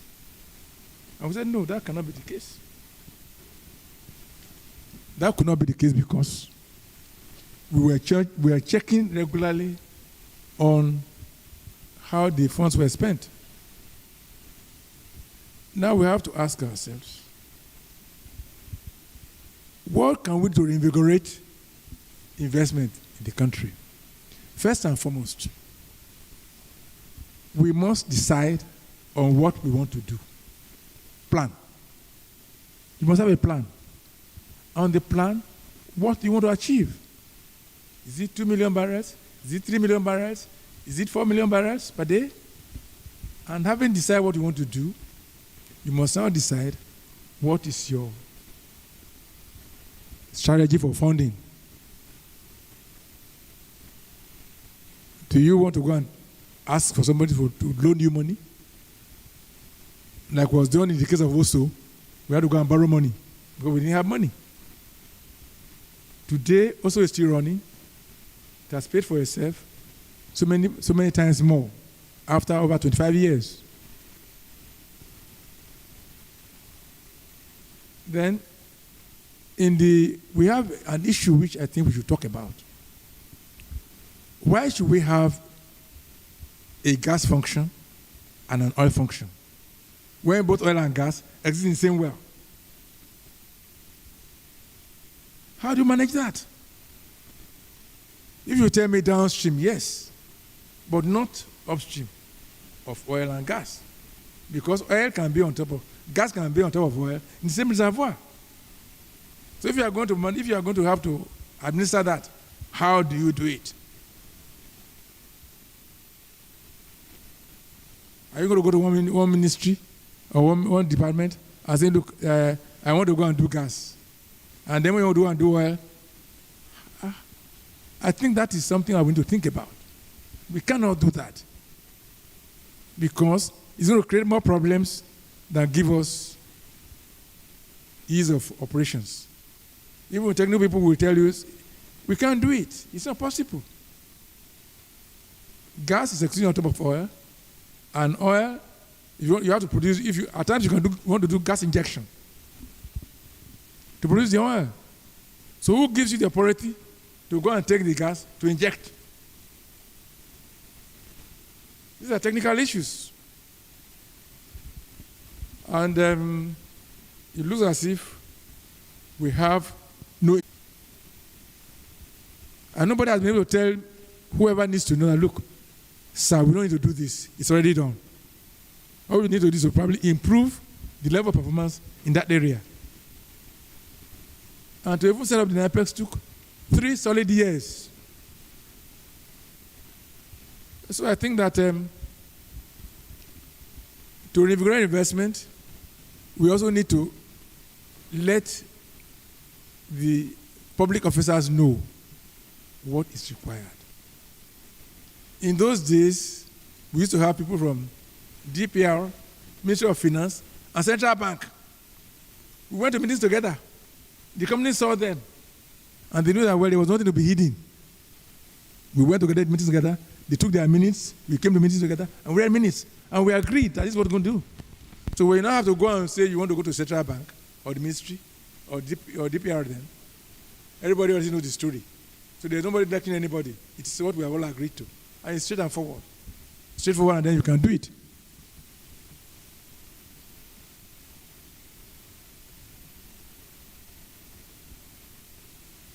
Now, how do you want to invigorate the activity? You need to establish all the goals for all stakeholders. And to attract investments with sensible economic from funding organizations, for instance, if you say you want to go and borrow money, the person you will be taking the money from must understand you clearly. If he has any doubt in his mind that he's not understanding you properly, he won't give you the money, but he won't tell you that you haven't satisfied him or the organization. So I think we need to, I don't know what the banks are doing, how much of funding they are doing with the oil companies, but I think that some of them used to have desks for the oil and gas industry anymore. Whether I still have kept them, I don't know. But I think that's an important part of the business.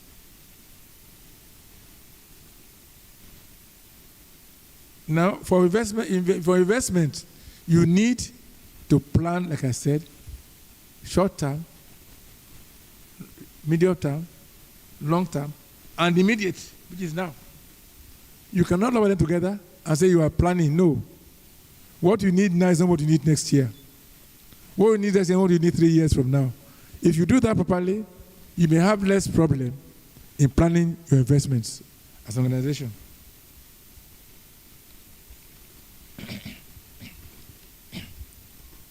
Now, have the time? Okay. All right. You know, sources of funding have been drying up because we've had capital flight from this country. It's clear.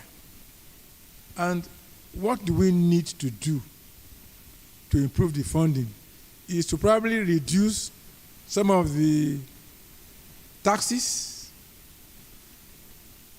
and some of the so-called, the many, what I call them, I won't say they're obstacles, but the bureaucracy. The bureaucracy needs to be trimmed down so that people can do what they need to do in good time. Also, part of the funding problem that we have is the oil and gas industry is facing what I can call opposition from the environmentalists, from the transitionalists, and all the people who are talking about zero carbon and energy transition. But you cannot do this thing without the petroleum industry. We must find a way. You can't run away from it. We must find a way of trying to use the oil industry to fund the transition and zero carbon. It is a strategy. We must try and find that strategy to make it possible. One cannot exist without the other.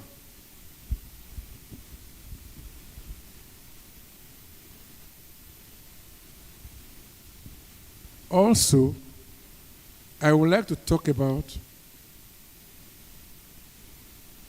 the solutions of the problem. The company with big pockets can fund themselves, but they are all living our shores. It is the Nigerian companies who are taking up these assets that need to think of what to do. We were at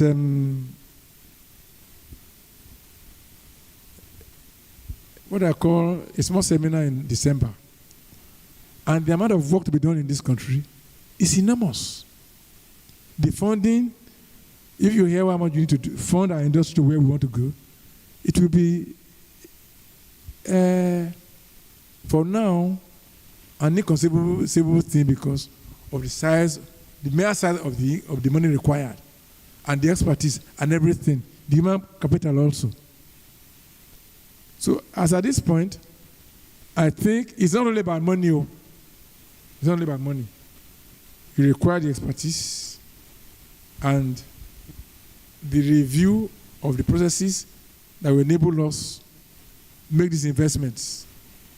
Money will not be the only solution. There are other things, like Austin has said, that we need to address to make the solutions possible. So finally, we are allowing the multinationals to go away. Their brothers will follow them too, that is, service providers. How are we going to keep service providers? That is also another problem. The Schlumbergers of this world, the doers of this world, and the Halliburtons of this world, how are we going to keep them?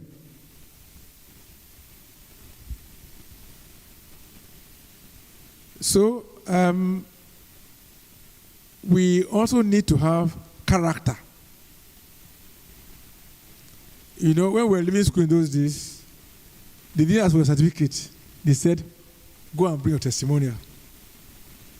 Your testimony is what tells who you are, not your certificate. So I think we as a people, we need to reinvent ourselves to the world at large so that people will trust us more and they're more ready to bring their money here. Because if they don't bring their money here, we don't have the money ourselves. We have to look outside ourselves to get the money that we need to do what I call a reinvigoration of our industry, as we are now planning to do. Thank you very much. Thank you very much. Adedotu Sulaiman. Aret Sulaiman, the only non-oil industry on the panel.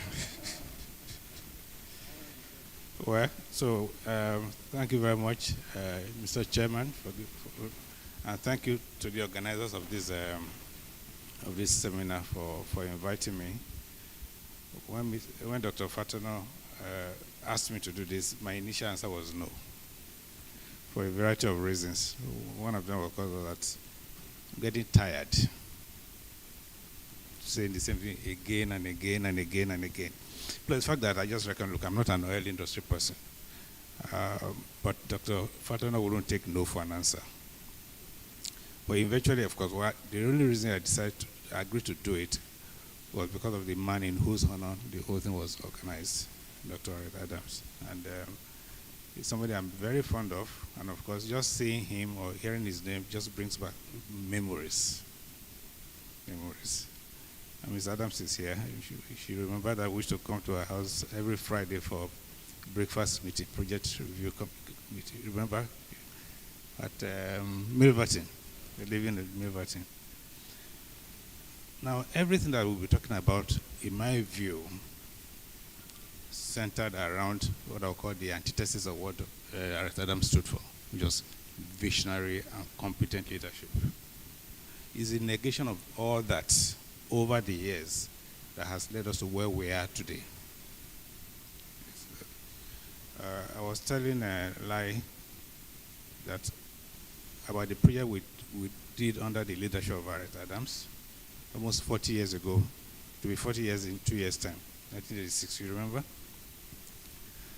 And I just wonder if that project was allowed to see its process and where it would have been. It just makes me very sad. But the story of NNPC is the story of Nigeria. That's the honest truth. And therefore, it's a case of you cannot be greater than the environment in which you find yourselves. That's the constraining factor. And therefore, it leads me to ask the question, what manner of people are we? Because we are forever shooting ourselves in the foot. Forever. One of the things that struck me most about NNPC in 1986 when we started this project was the assemblage of very, very bright people that you talked about. There were, I've never seen so many PhDs in one organization in those days. I remember that very, very clearly. They were all doctor this, doctor that, and so on. Very bright people. Sometimes you ask yourself, with all that intelligence and so on, not only at the level of NNPC, but at the level of our country, how come we are where we are? That was one question. That was one question I got asked every time. I made a career in an international firm. That made no excuse, didn't cut any slack for Nigeria. We applied the same standard globally. So we attend this partners meeting, and people will walk up to you and say, with people like you in Nigeria, how come your country is so screwed up? I don't know how many of you got that question. They will tell you how they were classmates with Nigerians, how Nigerians used to beat them in class. And they can't understand why the country that produced those bright people is as messed up as we are. So for me, therefore, it goes back to what, for me, Aret Adams represented, which is leadership. Nigeria is the story of the failure of leadership at the end of the day. All these technical things you guys are talking about, at the end of it boils down to one thing, leadership. Somebody's got to want to make it happen. It starts with a vision of where we are going, what we want to do. We talk about 4 million barrels per day or whatever million barrels in reserves and so on. Once we have that goal, we are bright enough to know what is required to be done to get there. We know. If we know, why don't we do it? We have the answer. And the thing I already reflected on this, when I look at all the things we've tried to do in this country. For every wrong thing we do in Nigeria, we know the right thing. We did. We didn't do the right thing because it was not convenient at that particular point in time, or whoever was leadership at that time, or whatever constituency he or she represents, and so on. And for me, unless and until we sit back and ask ourselves tough questions and agree exactly where we want to be, where we want to go as a country, and so on, we're having these seminars. We love to talk, I'm just tired of talking. Seminars, workshops, colloquiums, symposiums, all kinds of names. Now webinars, but it's all talk, but no action. So if there's anything to take away from this, for me, is we need to go back to the basics. And that is, for me, leadership that Aret Adams represented. Aret had a clear vision of where he was taking the organization to. He knew where he was going. He asked for the help that was required to do it. He did it, and we thought we did it. We actually thought we cracked it. I was telling Dr. Fatono, we worked on this project for 4 years. 4 years, continuous. It was funded by the World Bank. The World Bank paid for the project. And many of us thought at the midpoint of those 4 years, of January 1, 1988, we thought NNPC, the commercialization of NNPC, was going to feature in Babangida's budget speech on January 1. You remember, those were the days when the budget was read on January 1 by the head of state in the state broadcast. We were so sure. We had done all the work. We sold it up and down, and that NNPC was going to be cut loose and was going to become an integrated commercial independent oil company. Everybody agreed. NNPC was agreed. We thought we carried along the minister that was in charge at that time, Dr. Lukman. We were convinced it was all done. Then it didn't happen. Of course, we carried on the project, trying to do some of the internal stuff, strengthening planning, organization. We talked about, creating a merit-driven organization, and all the things you need to do to run a serious organization. And then what happened? The person that was spearheading it fell victim of the very thing he was trying to fix. That's it. It's the story of Nigeria, and it's been downhill since then. When I look back, many people don't know this, that the period that Aret Adams represented was to me the golden age of the Nigerian oil industry. All the infrastructure we're enjoying today, all were done in those. The 4 refineries were done in that period. We used to call it ALP, Escravos Lagos Pipeline. Yeah. All the strategic depots you have across the country, they were all done during that period. Now, you ask yourself, how much has been done on that scale after that? We're talking about 40 years ago. 40 years. So that's a tragedy. And anytime I think about it, I feel very sad. But like Fola mentioned, when we talk about it, we said, look, we cannot give up on ourselves. Because it's very easy to give up. It's very easy to give up, but we cannot give up. I think we still need to, whatever it takes, we need to do it. The only difference, of course, is that it's more difficult today than it was 40 years ago. More difficult and less attractive. The oil is not as attractive. The world is moving to alternatives from oil. I work with a bank where there's a policy, when it comes to credit, they don't fund fossil fuel. So looking for capital to do a lot of things that you should have done, it's more difficult today than it ever was. And yet, it remains the lifeblood of Nigeria. So I know for us, stood up. But honestly, that's it. So I think we need to look back. I don't know where we've been doing this for years, anyway, so I don't know at what point what will represent the inflection point where we'll now suddenly wake up and say, now let's get it right, and let's do the right thing for this country. If we do the right thing for this country, everything it will flow down to the early. I'm looking for the one without a cable, so that people can use it. Regardless of what they did, I promise you 1:30. It is 1:30. But I want to make you an offer. It is possible that there are people within the audience who, in the face of the skill and the expertise and the competencies that we have, is working now? Yes. Thank you. Please, a big round of applause for that we have in this room. They may want to ask one or two questions. The speakers have been extremely explicit, very, very difficult or unnecessary to want to attempt to summarize. And the last speaker, without any desire to ignore everything that has been said, has just placed it on a philosophical platform.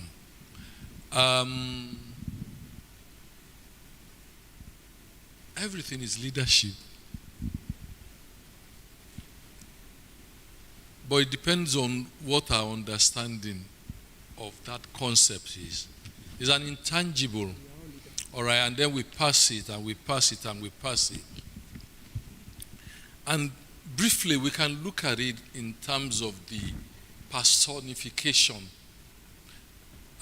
which the English language also allows us to call a leader. And that's not leadership.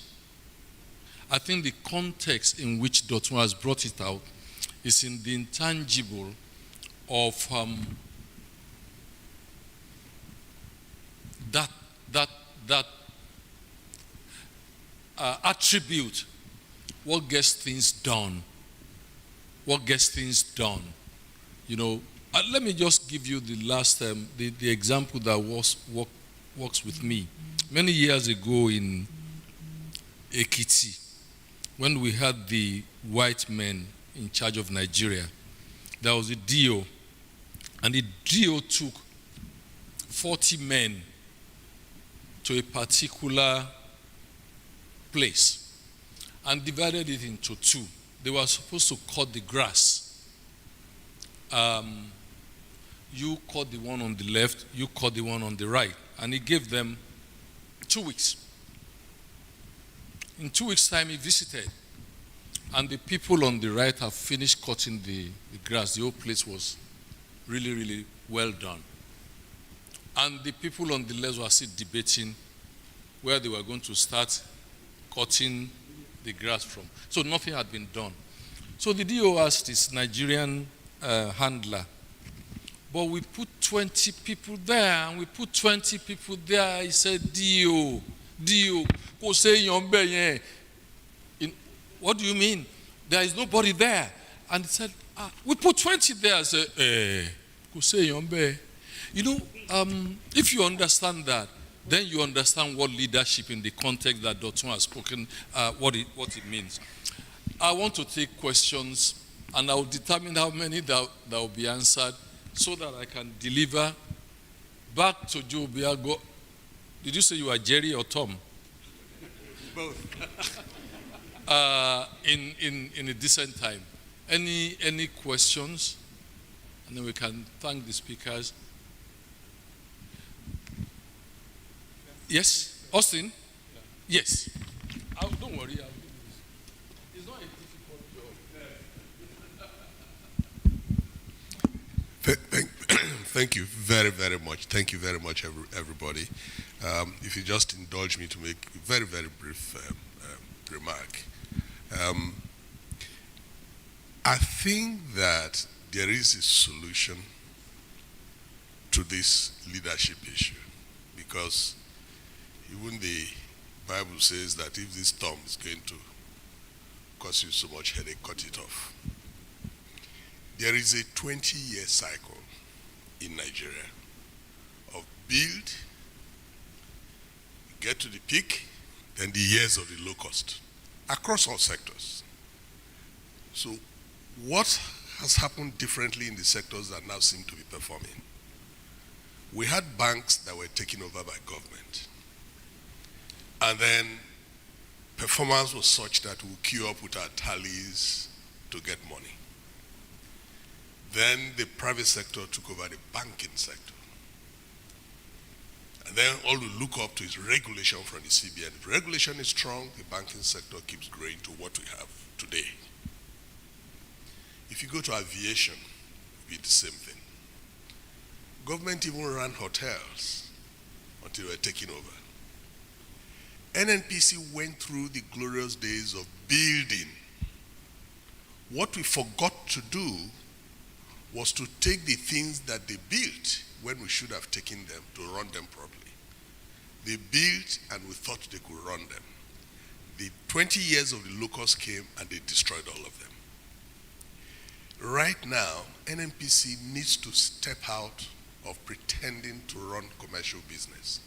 NNPC built those 19 depots and pipeline network. They don't know where those pipelines are. The person who built them, Dr. Hetu, is still alive. The pipelines don't work, the depots don't work. They forgot to hand them over to those who could run them. They've built our gas pipeline network. They're asking all of us to produce gas. In the next 5 years, you put in gas in Aret, you won't find the gas where it is going, because NNPC is running the gas pipeline. If we don't remember now to take the pipeline network from them and give to those in the private sector that will run them well, we'll tell the same story. So it's the same cycle across all sectors of the economy. When government strategically builds, we should know the time to take from them and run those things properly.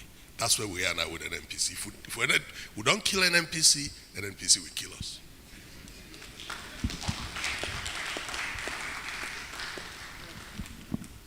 A very spiritual insight, 20 years of locust. So, and he didn't end without looking for warriors to join him. Not in prayers now, but in killing NNPC. Please, I'm just summarizing what he said. I'm not the one they should look for. And by the way, his name is Austin Avuru. Just in case you are looking for him. That was a very interesting intervention. I don't want to genderize an intellectual audience. We're all human beings here. So I'm not going to be looking or giving priority to women or to children. But you're also allowed to represent women.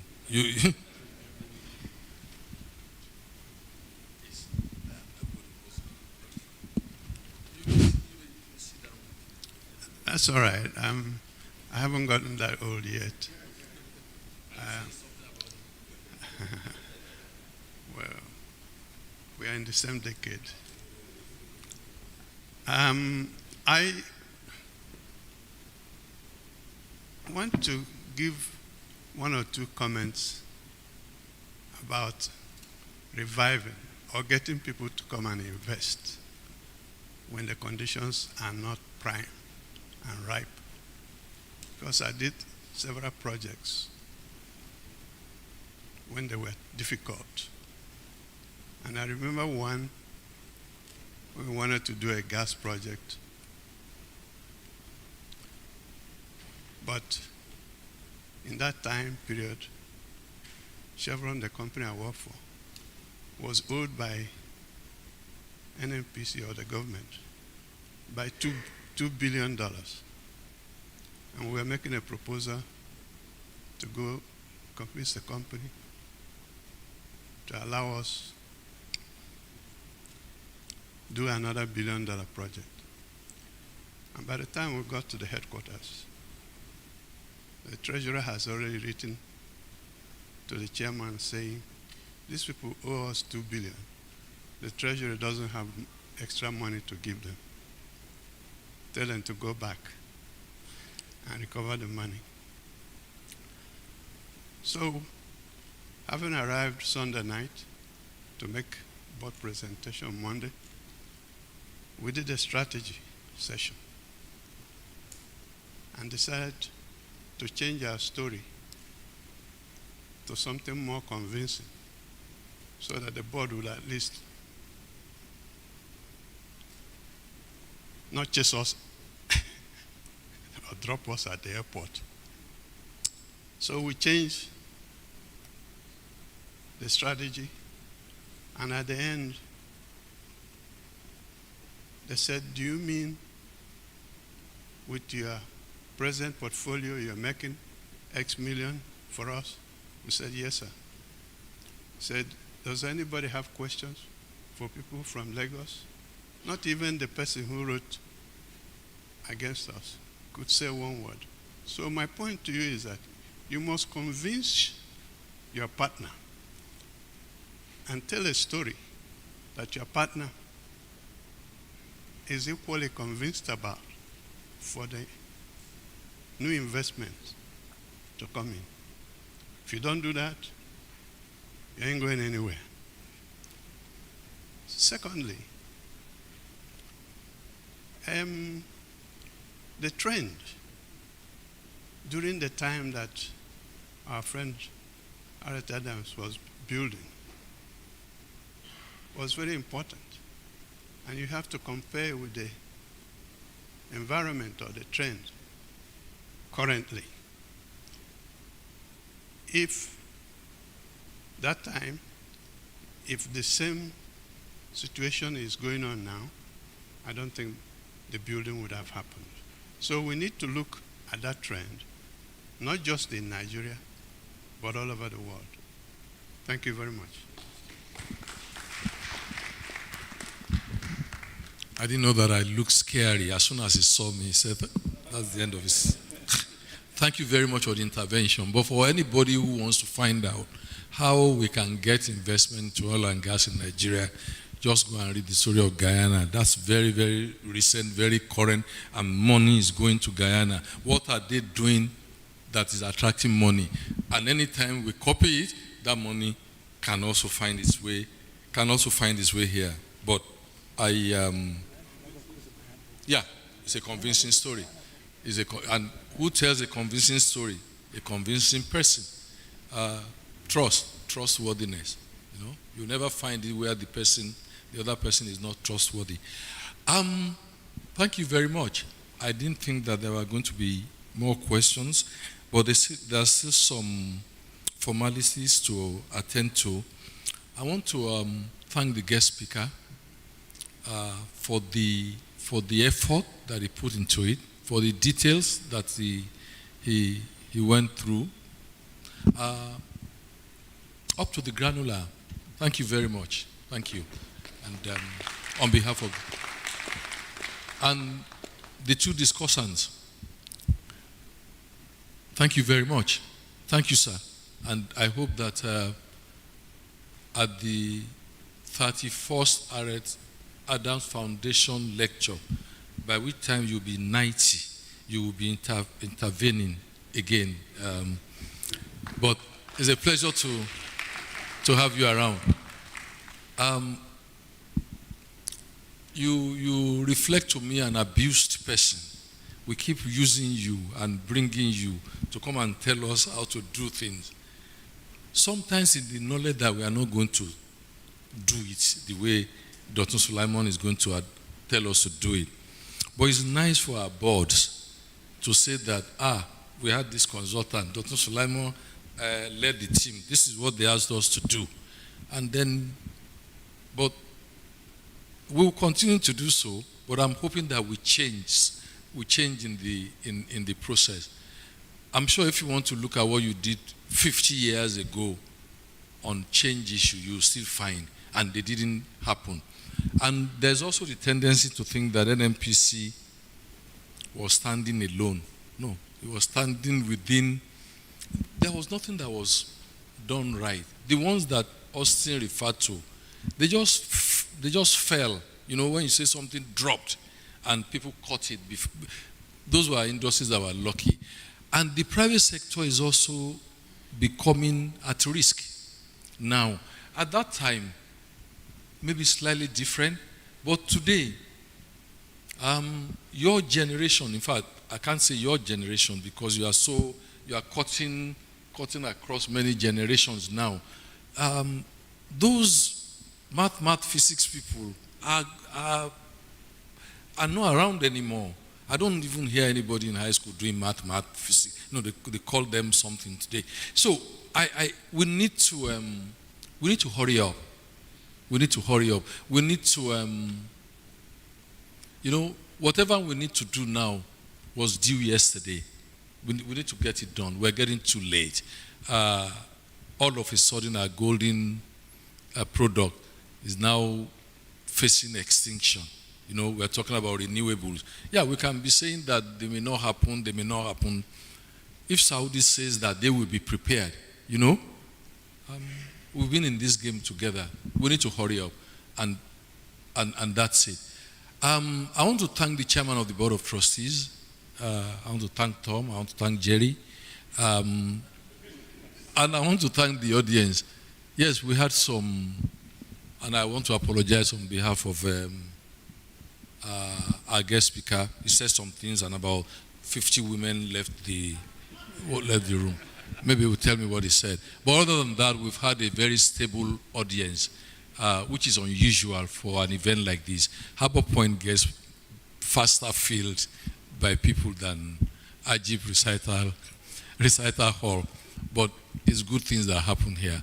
Thank you very much for allowing me to steer you through. Thank you. A big round of applause for our event chairman, Mr. Fala Jala, and our host of very distinguished speakers. Thank you very much.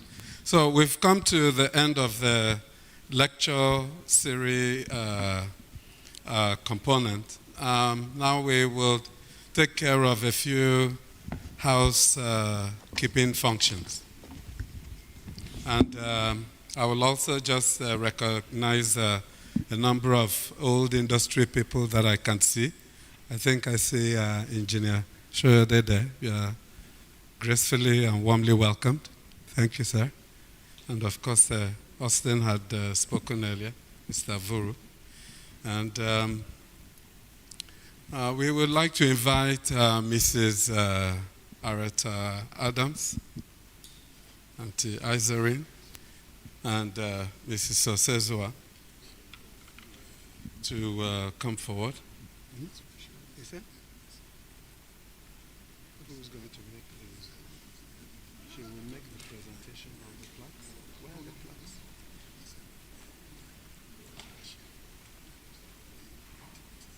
Okay.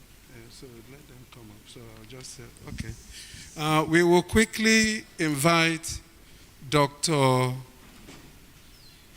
Alo Dejana Jamil Abimbola to come forward and make a few remarks about their professorial chair activities at University of Ibadan. Yes, so you'll be given, maybe you prefer to be here. So, over there. No, you will be given some plaques out. Okay.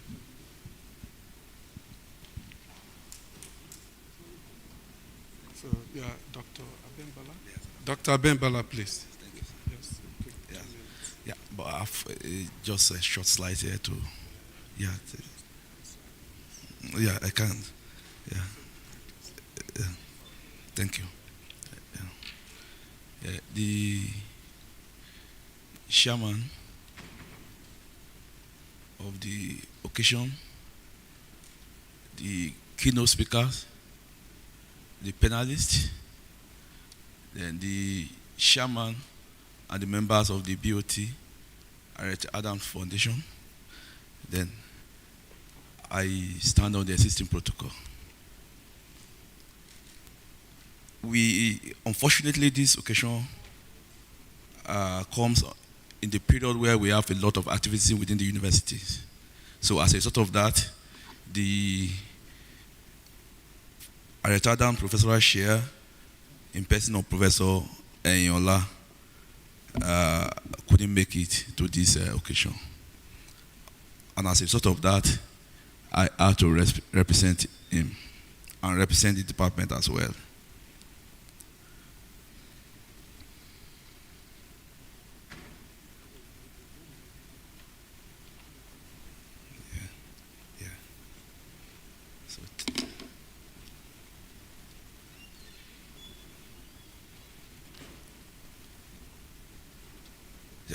I would like to start by giving a brief introduction about the Department of Geology, which I think is the foremost department that produce the frontline geoscientists in Nigeria.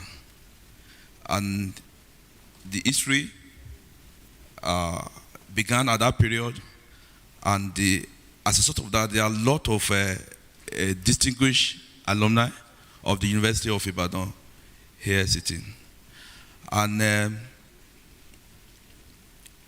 the Aret Adams shares came as at the time when the universities in Nigeria or the educational system suffering from infrastructural degradation. And at that period, the university and the department were breathing for life. Were struggling for breathing. When the Western Data Energy facilitated the building called the Oyawoye building. And this building was completed within the shortest period. And it housed a lot of supporting facility within the university. And there come the Aret Adams Chair, which was welcome and at the same time brought a light to resuscitate the educational system, especially within the University of Ibadan and particularly the Department of Geology. Then these shares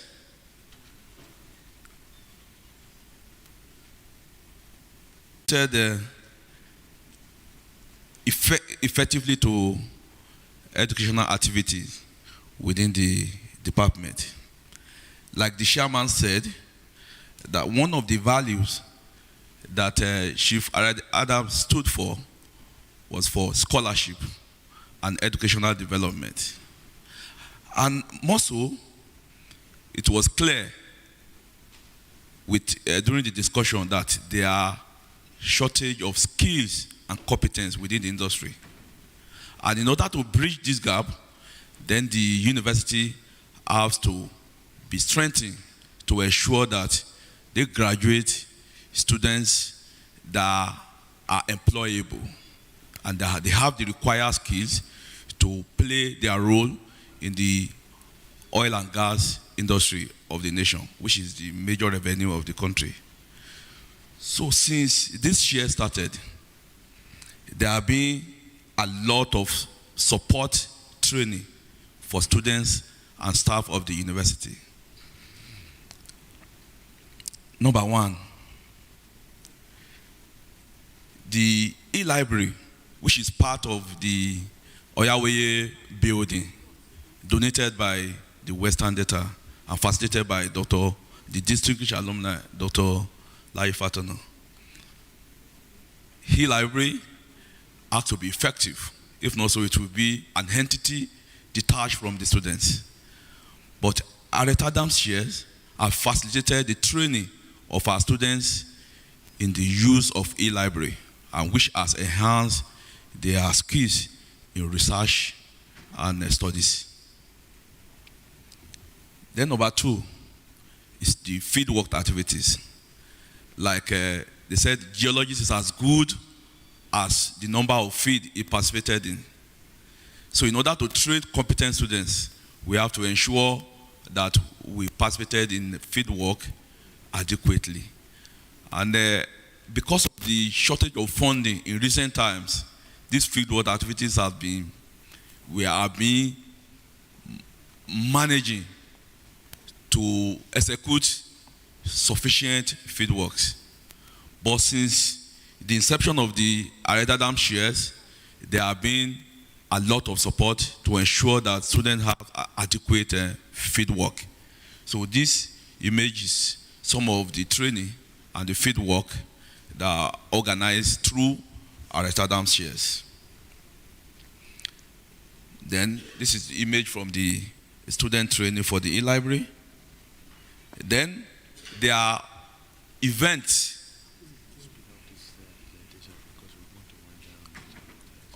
All right, sir. We are running up. So the through Adams shares, we have been able to sponsor a lot of lecture series, whereby the university community and even the people from the industry comes to discuss and share knowledge. Then, for the future and the challenges, commonly there is inflation in the country, even in the world. So sometimes the budgetary have been affected. So I just want the board to look into this to ensure that the funding is commensurate with the prevalence inflation of the country. Then the emerging research and development. We continue to engage in a lot of researches as there are emerging activities within the industry and at the same time the educational system. Then the routine progress review. We'll continue to review the progress of the activities of the shares so that we ensure that there are accountability. And finally, we ensure the continuous grant and support from industry and the university.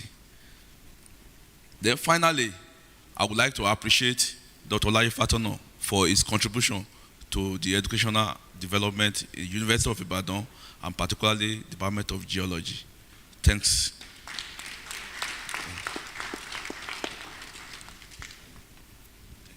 Thank you very much, Dr. Bimbala.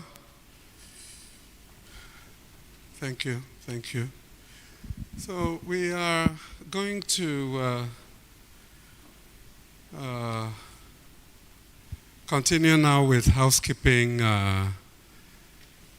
phase of the today's event. And we would invite Aki.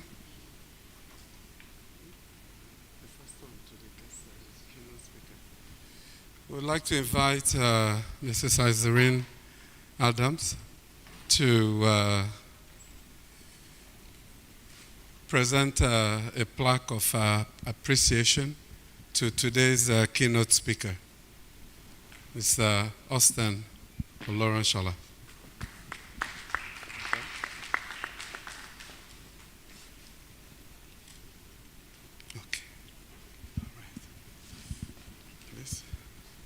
A big round of applause for our distinguished guest speaker, keynote speaker today. Thank you very much, Austin. And we also would like to present a plaque of appreciation to our discussant today, the very distinguished Mr. James Orife.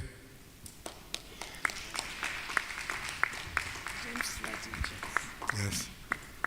So you are writing us a check or something? A big round of applause, and thank you very much for your very valuable interventions today. That's good. Huh? Yes. The chairman and Mr. Dr. Suleiman. Yeah. Yes. I see. Okay. I'm just being told that the chairman of the event had a flight to catch and had to leave early. So we would then proceed with the roundup of the event. So I'll hand over to my Jerry. Well, good afternoon, ladies and gentlemen. Just a few announcements that I need to make. It's very important for us to identify those corporate entities that support the institution of the Aret Adams Foundation. I want to recognize in particular Aret Holding, who had funded the Aret Adams Chair in geology at the University of Ibadan. I saw Bite Falade, the CEO. He was there very, very early at the onset of this. I know he has quite a number of board committee meetings that he was shuffling between. I don't know whether he's still around. Bite, thank you very much for coming. I know that the sponsorship of today also, as you can see downstairs, ND Western and also Aradel. So and mutual benefits. Thank you very much. Austin, thank you very much for, I know you are representing not just yourself, the Petroleum Club, the industry itself, and AA Holdings. So thank you very much for coming.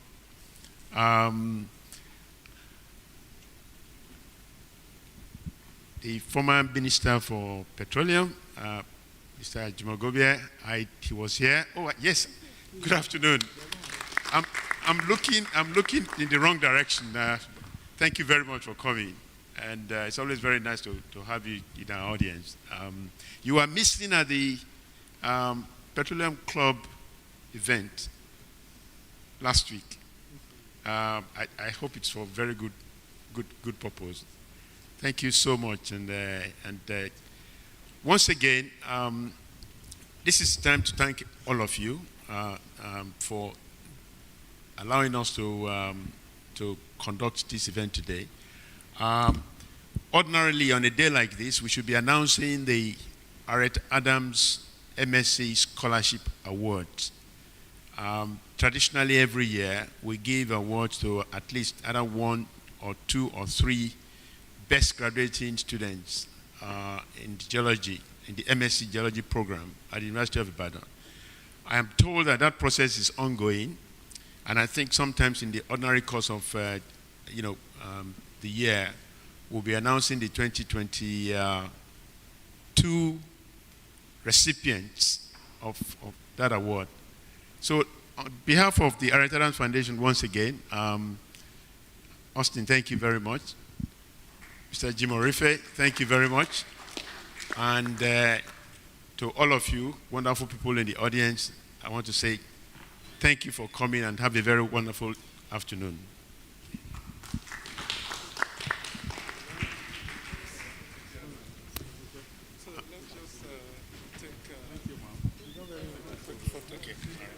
Unfortunately, yeah. Yes. Okay.